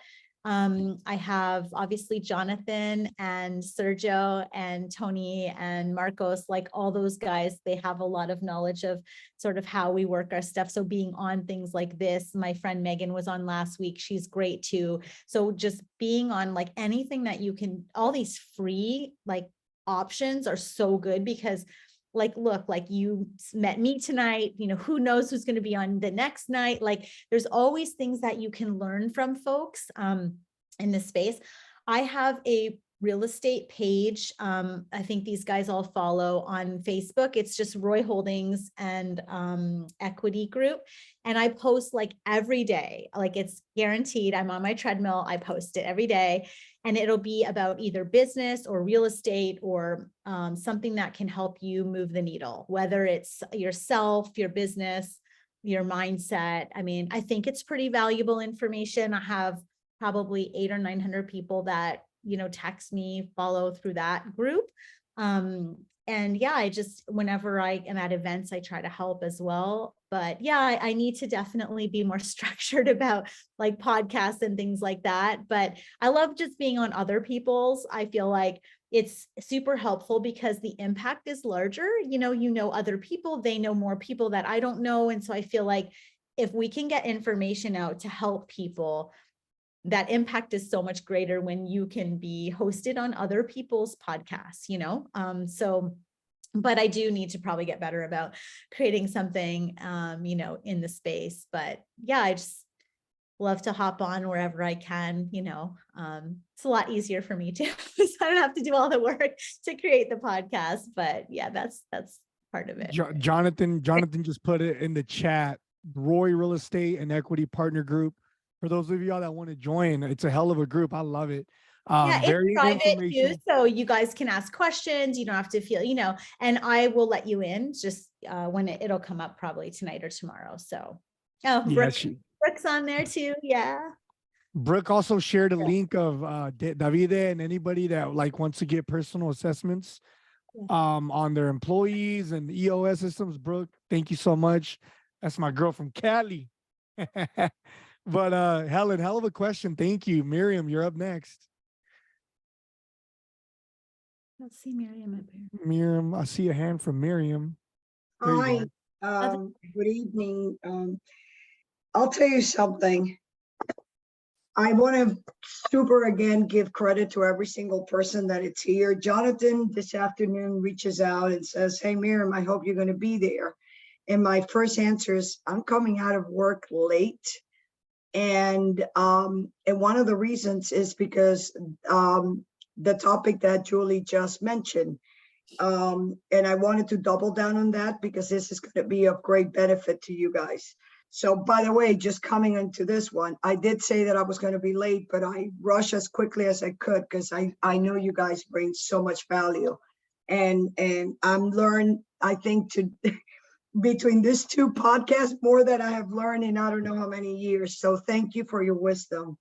But Julie, to double down on the conversation about rates, it's critical. What you were trying to express is a margin compression.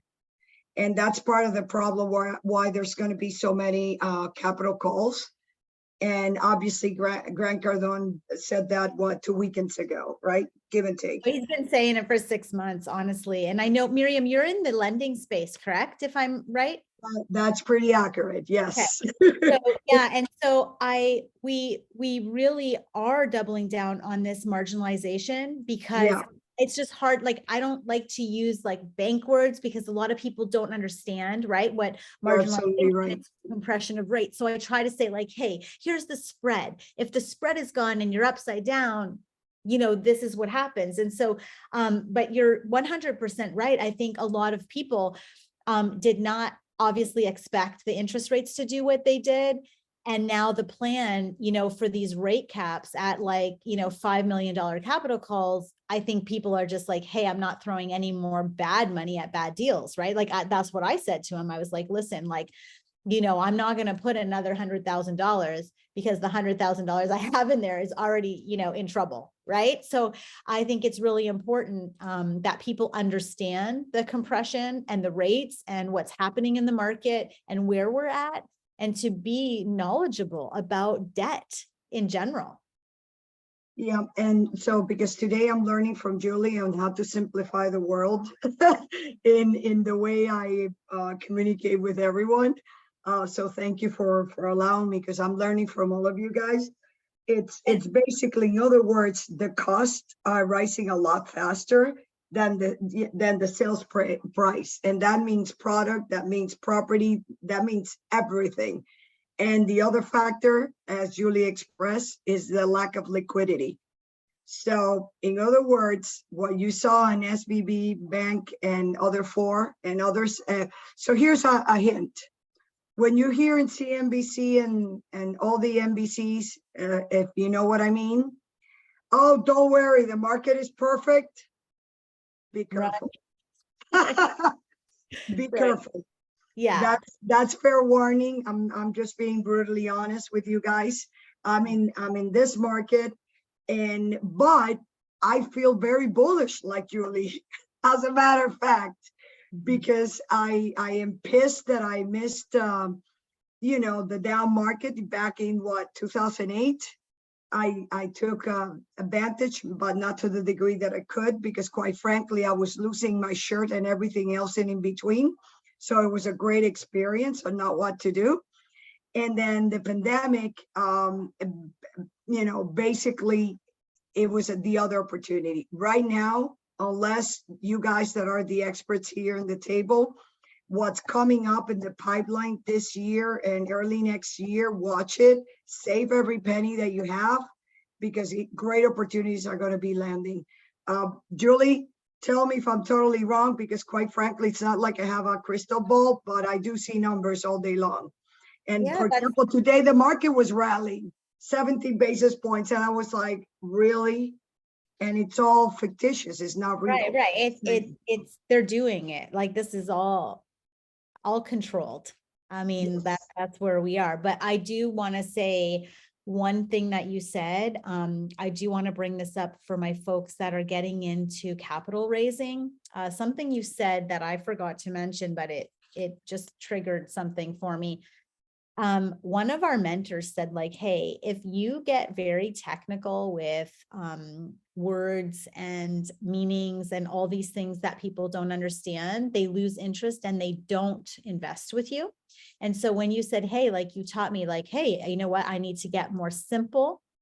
Simple is best. Let me tell you, folks will come with you, help you in your projects, in your deals, if you're very, very transparent and simple. The more challenging you make, the more words that they don't understand, you end up losing them because they feel like they're not confident enough and they don't feel smart enough to be in the deal. So helping them understand in a very simple form, you feel like, oh, I've connected to this person. I can have value. I can be with this person in a situation. And so, Miriam, that's one thing I think that will be awesome for you in this conversation. That was a quick little, realization you had, but it's great for everybody on here, because I think when you're simple about what you're doing and it's very laid out evenly and easily, it's much easier for your investors to want to participate with you.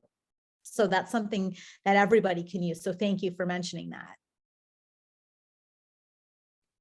I might have lost Miriam. No. You go ahead. Let's go, Jimmy. Thank you so much for your question, Miriam. Let's go, Jimmy. Hi, thanks for inviting Jonathan and Sergio, and thanks for hosting.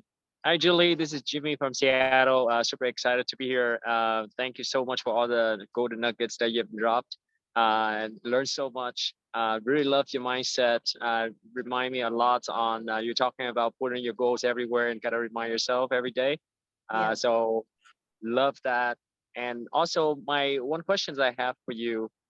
You also mentioned earlier, it's your strategy for multifamily, starting out with like 3 to 5 years with that.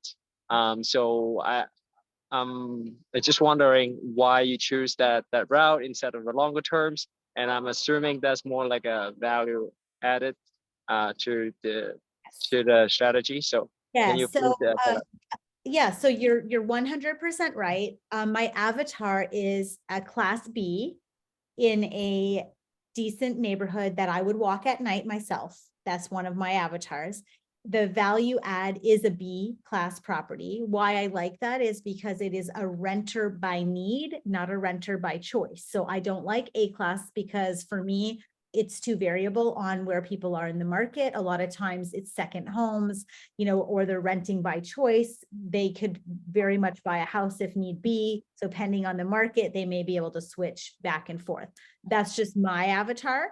I don't like C+ properties because I don't want to deal with crime, not being able to walk the area, all of the things, right? And also being a woman in the space, I think there's something to do with that for me. I want to help families that are sort of that middle income, that have to rent, that want a good school. So they want the best for their children. They want to be in places that are safe, right? So that's just my avatar. That's what we invest in, because that's what I feel comfortable for myself and my investors. It is always value add. So we do need to have that rehab. We need to have that time to flip those properties, 12 to 18 months at minimum, to rehab all the units. We put about $5,000 to $7,000 in each interior unit. We add about, $3 to $5 pending on each unit for the exterior. So say $10,000 ish. If you do a rehab project, you're looking at, flooring, usually no carpet, right? I have like specifics that I need to do in each of the properties. New paint. I always want new countertops. I want backsplashes. I want, beautiful environments for the folks that are going to move in there. Plus, my value add is, sometimes a $300, $400 a month rental increase. The property we just bought, we had a really nice surprise in. Some of the units were 1 bedroom, 1 den. We were able to make them 2 bedrooms. That added an $85,000 NOI to our project. That was not expected. Of course, our investors are super happy. All we added was a $200 door, right? And so these are the properties that I'm looking for, that we can just beautify the property, bring it up to date, magnolify it, I call it, because I love magnolia. So it always has to look like really, really great for my people. But yeah, so they're value add properties. And so that play is typically to come in, do rehab, either refinance or sell. Now, again, I'm not forced though. I take debt that doesn't force me to have to sell. But the plan is, yes, to sell at the higher NOI and make the difference and the return for our investors and do it again. So that's sort of our play. That's awesome. Thank you so much. Yeah, you're very welcome. Good question, Jimmy. Good question. Good to see you, brother. Thank you for coming in tonight. Thank you for inviting. For sure. If any questions, I know a lot of questions were asked in the chat. If you want to raise your hand, come on in. But we'll go on to B next. B, thank you for coming again. You've been at it every week, so go ahead. Hello. Hi, you guys. Hi, Julie. How are you? Good. How are you? I can't see you, but hi. Oh, okay. I'm sorry. I have a question in regards to, I've been given an opportunity in regards to investing in a new hotel, which is the new Holiday Inn Express. So what are your thoughts on that? Because I'm new, I've never invested. So what do you think, being a first timer, what should I be looking out for into that? So I'm going to be 100% honest. This is personal preference, so you can take it or leave it. But I do not invest in anything that is not cash flowing. So on day one, after purchase. So I don't buy any new development. I don't buy anything that does not have a cash flowing pro forma on day one. That's just been my avatar the entire time. It's served me well, so I don't stray from that. Again, it's very personal. So I know people that do hotels, that do new development. The only new development I've ever done is if I'm going to occupy it myself in a business sense. So I own the property, the land, the business. I just like to see that the property on day one is going to be cash flowing. I feel like there's a lot of risk in properties that need a 12 to 18 month ramp up, for example. Like, how do you know when that entity is going to cash flow? It can perform at a cash flow at year one, maybe at 12 months. But pending on construction costs, how's that going to vary? I mean, right now, construction costs are varying by the minute, by the day. Labor is insane. Like, can't even keep up with trying to hire people right now. I mean, Target's paying like $20 an hour, benefits. I just don't know where we're going on new development. So I don't feel comfortable in the space where something is new and I don't have any kind of historical trailing T3s, T12s. I mean, when I don't know that the cash flow isn't solidified for me, I worry about non-cash flowing properties. So I don't do them personally. So I don't want to, discourage you. I'm just going to let you know from a personal perspective, especially as a new investor, that's a lot to take on and understand. Okay. All right. Thank you. Yeah. We're almost 2 hours in and we still got 74 people in here, guys. Wow. Dropping some bombs. Talk about dropping some bombs. Let's get some hand claps in the chat while we get Melissa's question answered. And once again, If you have any questions, hop in, raise your hand. Like Think I I got- said, Yeah, Melissa, Handry, there's a few of them at the top. I don't know if you can see them, Serge, but you want to run through those really quick before we go Yes. through Melissa? All right, go. Let's Yeah. go. Melissa, I think, was waiting for a while. There's a lot of comments. Hi guys. So first and foremost, I want to basically, give a shout out to Jonathan, Sergio, and Tony for allowing us this platform where we're able to just learn consistently weekly. Julie, I want to thank you for allowing us to pick your brain. I know that you have a very intense schedule from what it sounds like, so very grateful for that. Thank you. My question for you is, if you were to basically have to start all over and you only had $100,000, what do you do? Where do you go? What do you look for? And let's just say that you aren't someone that, like a lot of people in the chat, let's just say that you basically would, thank you guys, would receive, a significant amount of annual income. You don't have a lot, but you want to come into this space. What do you do? How do you move forward? Yeah, so I think what I would do would be, if I only had $100,000, I would definitely invest it, but I think I would be super picky about what type of investment I wanted. So you're super young, right? So I think you have time on your hand that maybe someone like my age, if I was at $100,000, and I'm at 50 years old, I may have different priorities, right? So say I was your age, 20s, I'm assuming. And I was like, okay, I have $100,000. What would I do with this? And this is something I would tell my 18-year-old son as well, right? So I think there's two ways I would go about this. Because I'm young and I have time on my hands, depending on the market, I would do one of two things. I would either buy a fourplex, and I would get in there, I would live in the fourplex, and I would have the other 3 people pay for my mortgage and pay for me to live for free. So that's what I would first and foremost do. I would never buy a house again, ever, like a full single family home. That's just me. This is, again, I'm not a CPA, blah, blah, blah, disclaimer. Okay. So like, just don't come back and be like, Julie told me to do this. This is just what I would do. And what I'm telling my own kids, right, that are your age to do. So I always say to them, hey, like, create a cash flowing business for yourself first. So like this duplex, fourplex, whatever it could be, with $100,000, that's a great down payment. You could do, I think it's called an FHA. You only have to put 3% down. If it's your first kind of home, those do apply. It's a really good return on your investment. Now, again, right now, the rates are a little high. I don't know that I would do it right now, right? But it's something that I would keep on my radar if you could find a decent cash flowing home. If you get the 3%, it's amazing, because you're not going to get the 3% on any other loan. I think it's one time. I'm Canadian, so these are things that I'm not great at. I just know about.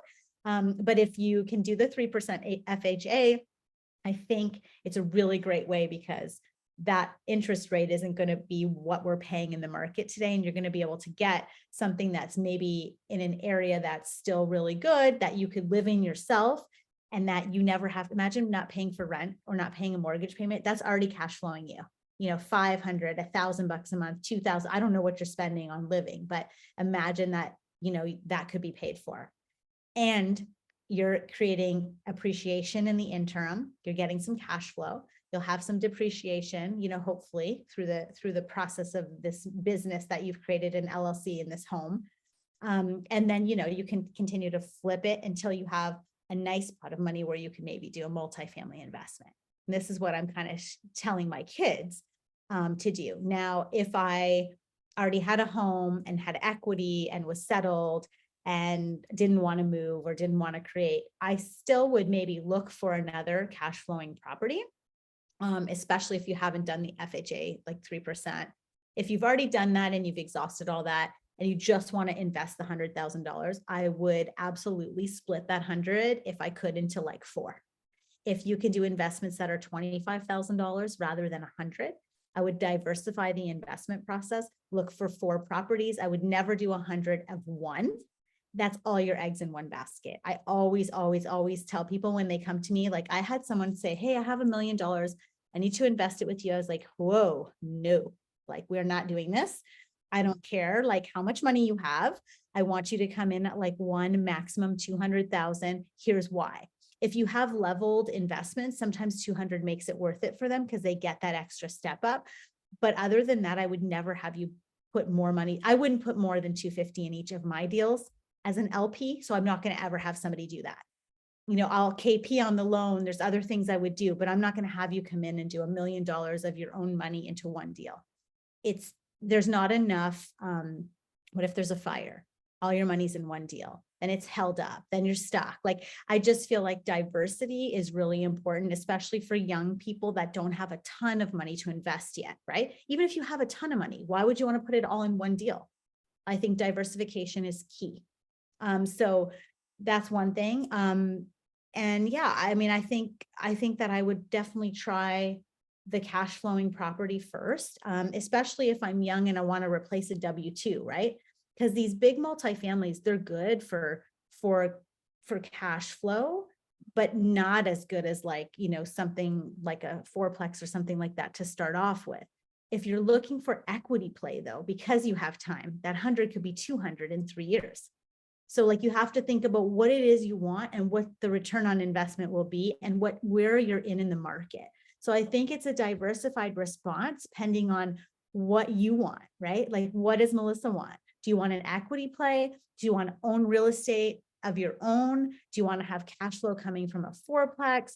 Would you rather have a set and leave it? If that's the case, then multifamily would be the way to go, where you have a longer term hold and then maybe an equity play in the right deals again, right? That's the thing too, making sure that you're putting it in the right deal. The chat's going crazy, so I don't know if there's anything that they want to say about it as well. No, you're killing it. It just people really grateful with you. I'm kind of reading a little bit, so yeah, just keep going. And then creative financing is an option too. Sometimes people do seller financing. I would stay away from private money lending, Melissa. If you have $100,000, I would definitely do more of an FHA. I think Jack says he has a private mortgage lender. You can do 100% FHA. So there's different things that that you want to do. And so someone asked too, like, how long should you live in the fourplex? Well, you live in it long enough until that property makes you enough money for you to be living somewhere else. Like that. So like, because at the end of the day, what you're trying to do is replace you want to create, when you buy a house is a liability, right? Let's talk about that for a minute. All these things we buy, right? They're called a liability because you got to put money back into a house, right? You have a roof, you have a problem, you have concrete. Jonathan, if you're buying a fourplex, you're turning a liability into an asset because it's a cash flow producing entity now. Now it's a business, right? You're going from a single family home to a business. I'm not suggesting this is the best way to go because you don't want to own a bunch of single family homes. It's a lot of work, okay? But if you're young and you don't want to pay rent and you don't want to pay a mortgage, an investment in like a fourplex or something until you have enough money to invest in a multifamily. I feel like you always need a business or a W-2 to get started so you have money to invest. Because where are you going to get money from if you don't have a job or you don't have something that's going to give you the money to invest? Does that make sense? Totally. So like my son is like, hey, I have zero capital. You know, how do I get to 10 million in capital? I'm like, well, buddy, let's start with 10,000, right? Like, where are you working? How are you going to get your money? How can we create a plan where you can start to get something of value that can cash flow? And there's a lot of programs, like Jack said, there's a lot of ways to seller finance to start you in a position to make cash flowing money, right? And some people do this with zero money down. There's lots of ways, but I'm just kind of, giving you a few examples of things that you might be able to do to start getting cash flow to then turn cash flow into investments. Does that help? No, I really appreciate it. And I appreciate the ADHD, how it's like all these kind of different scenarios. So it feeds me. It feeds me. So thank you for that. Yeah, thank you. Okay, we have Mike here. Mike, do you want to ask your question? Are you there, Mike? I see Hendry Puello. Yeah, let's go, Hendry. Hello. Hey, Henry, how are Hi, you? how are you, Julie? Good, thank you. How are you? Very good. Thank you very much for all the information. Uh, my question is related to the one of the main thing that you tell us about the mentorship.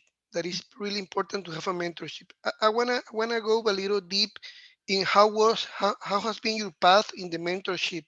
I mean, I wanna know at least three mentorship that you have had, and what is the one that have the biggest impact in your life? Because I know that you tell us that probably the mentorship is going to be appropriate uh, depending on the situation you are, but overall, what is the best mentorship that you have taken that have the most impact in your life? So it's definitely a challenge to answer the question because it's a personal opinion, right? Of what is going to move the needle for you in the time that you're in, right? I don't know all of Yeah, your background. the question is personal. It's for Okay. you. So for me, I would say that first and foremost, my mentorship it was a childcare company mentorship because that's the business I was in, moved the needle for me to be able to really take action and scale, right? Which was the first thing. The second piece for multifamily, I would say that the Sumrock personal mentoring membership created the ability for me to analytically analyze the deals because I was not strong in that and had no idea about the pro forma on a multifamily level. That created opportunity for me to meet the right people because I made sure that I sought out the people that I needed to help me and the people that were going to be able to help me move the needle, right? And create like trusting friendships and relationships, like all these guys, that's where I met them in. And it was outside in the kind of cafeteria bar area where we were getting food one night, right? So the importance of also when you go to these events, putting yourself out there, right? Making sure you're networking. Because if you go to the events and you sit in the corner, you might as well stay home, right? So you have to go and put yourself out there and ask questions and listen to what's happening, put yourself in conversations. Like you kind of have to be bold, a little bit and bullish in those areas. And so I would say the Sumrock one for multifamily. And then obviously Grant I've gone to everything since probably 10 years, like the growth cons, all of that helps me with my mindset. Grant for me is a really great mindset motivator for me. Like success is my duty. I mean, the things he says every day, 10x is his life, right? How do you 10x your life? Well, you have to do 10 times the work. You have to be 10 times more committed than the next person. Like all the things that you have to tell yourself and talk to yourself about and motivate yourself about. Because again, mindset is a huge piece in this, right? So I would say I also belong to Kent Clothier, the boardroom. I'm in the billionaire boardroom. There's a millionaire boardroom, but that helps with business logistics, with creation of business protocols, SOPs. So it depends on what you're looking for. But I would say all of those had a huge impact.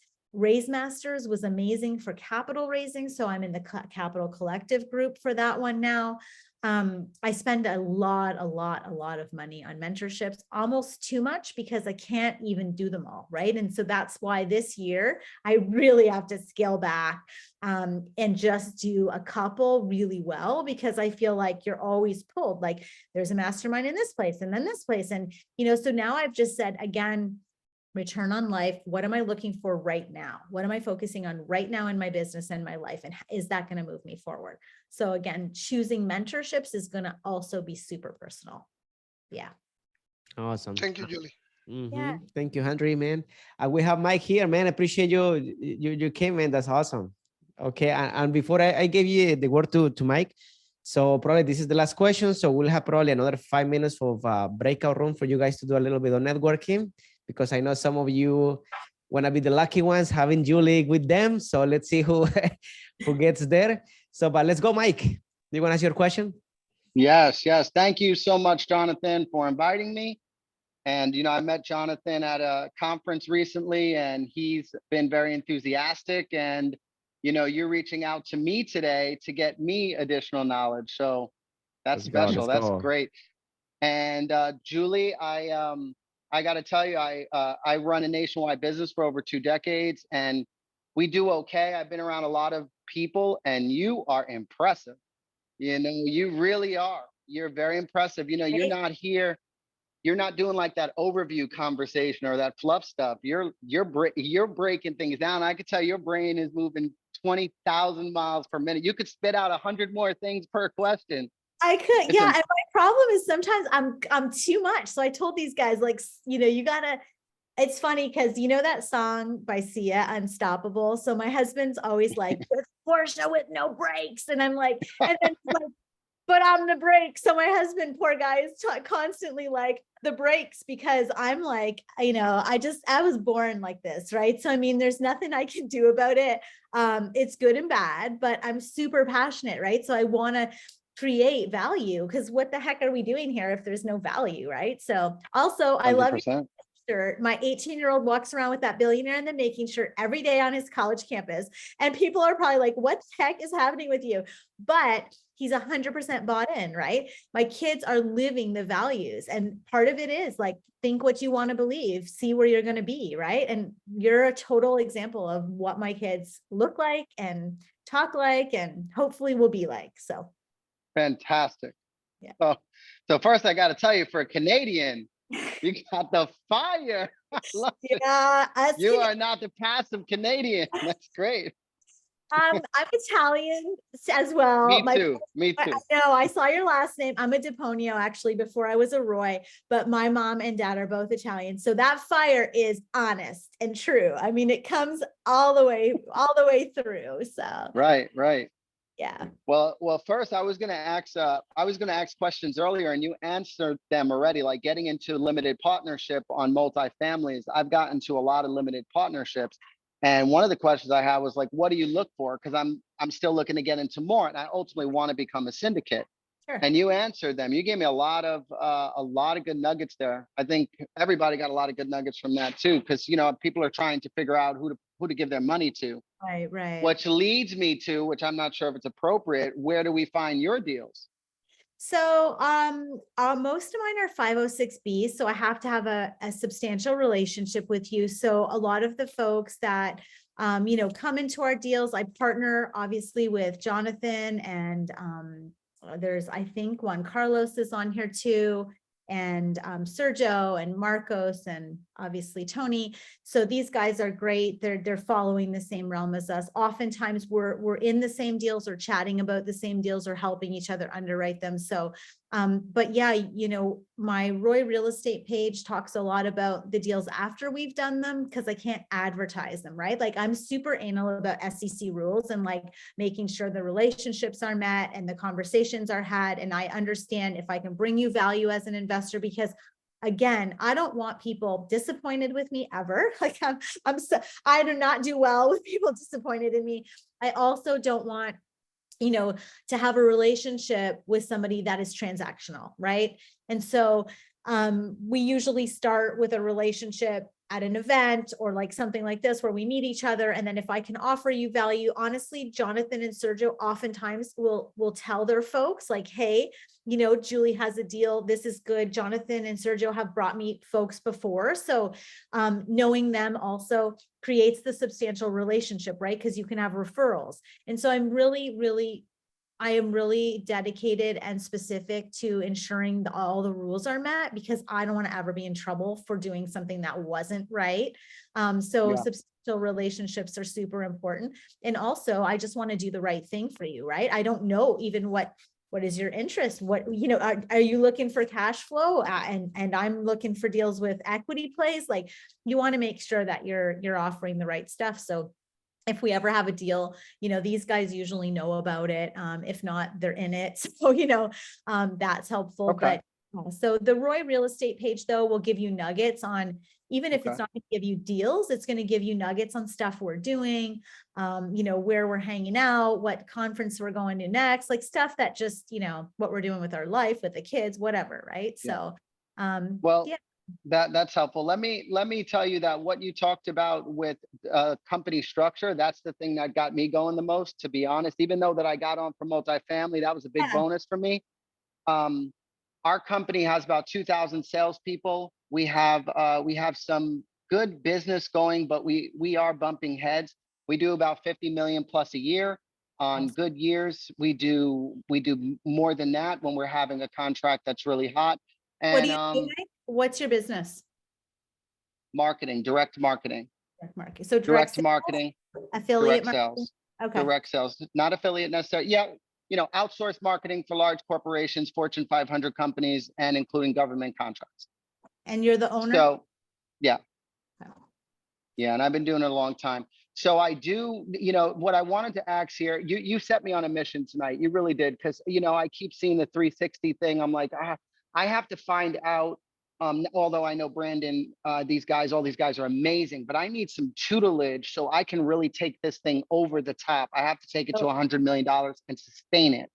So what I would suggest for you, because you're well over the $1 million mark, I would sit, and I don't know what your capital is, and this is something else like kind of on the side, but the platforming with Brandon is probably what you need. And if I was in your position, again, I'm not a CPA, whatever, disclaimer, I would probably do that. Okay. They will 10x your business. They will 10x the ability for you to just exponentially blow it out of the water, but it costs a shit ton of money. So if you're liquid and you have money to spend for a huge return, I would definitely tell Brandon that I told you to call him. And I think that you are a great candidate for it. I don't say that to many people because it's a large investment and you have to have a platform already that you're working off of, and the numbers you're working off of, like our goal was that 100 million in our businesses. And the platforming can get you there in like 1 iota of the time. And so if you're looking for creating that exponential growth in a short period of time with a massive result in the space that you're in, especially because it's not a space where the human capital is required to some extent versus the revenue. Do you know what I'm saying? Like your revenue percentage on the sales that you're doing is probably really great. This type of business is a really exponentially, you're able to exponentially grow super fast with a platform. So I think you should talk to him about it anyways. And just an idea if you think that would be good for you, because EOS is great, but you're too big for EOS almost now to some extent, you know what I mean? Like with the seats that you have, because you have so many people, I think you need to create more of the platform basis rather than like a get it, want it, can do it. Cause that's very like divisional, right? I think the way that your business, that what you've told me now, if I was you, I think I would invest the capital and do the platform, not even do 10x 360. Like I did that. That's not, you're already doing that. You're past that. Okay. 10x 360 is good. It's 40 grand, but you're past that already on your own. You need to platform. That's what you need. You need that. It's called a special unit. They do a special business unit that just focuses on growth in your business and platforming you in exponential time. Okay. All right. Thank you for that. Can I ask one last question? Yeah. How do you get into the triple net leasing? My accountant told me about a site. I don't remember it. I did put it down and he told me you can go on there, and a lot of people in my shoes do that. Yeah, be careful on sites. I will tell you, Okay. because a lot of the crap is on there, the stuff people don't want, the leases that have 7 years or less, like things that don't make sense or that have problems with their structure. I have great contacts with brokers. So if you want to get my information, my email, whatever, I can put you in contact with my Texas broker that just does triple net, and he's all new development, and I'm happy to share that contact with you.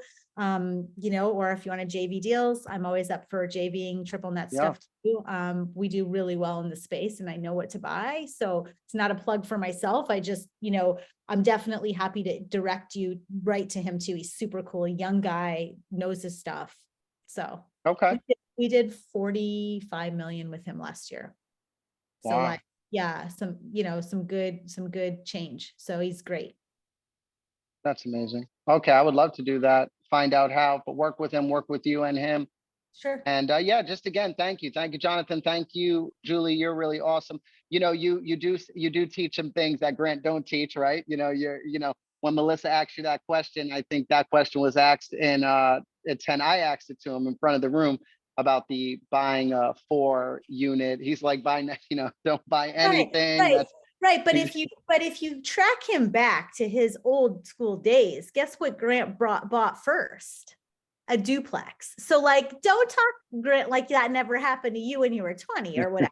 I mean, he was probably 30, but I think again, his ulterior motive is for you to invest in Cardone Capital. He provides all the services, all of the education, everything he puts out there. He tells you it is a direct marketing funnel, period.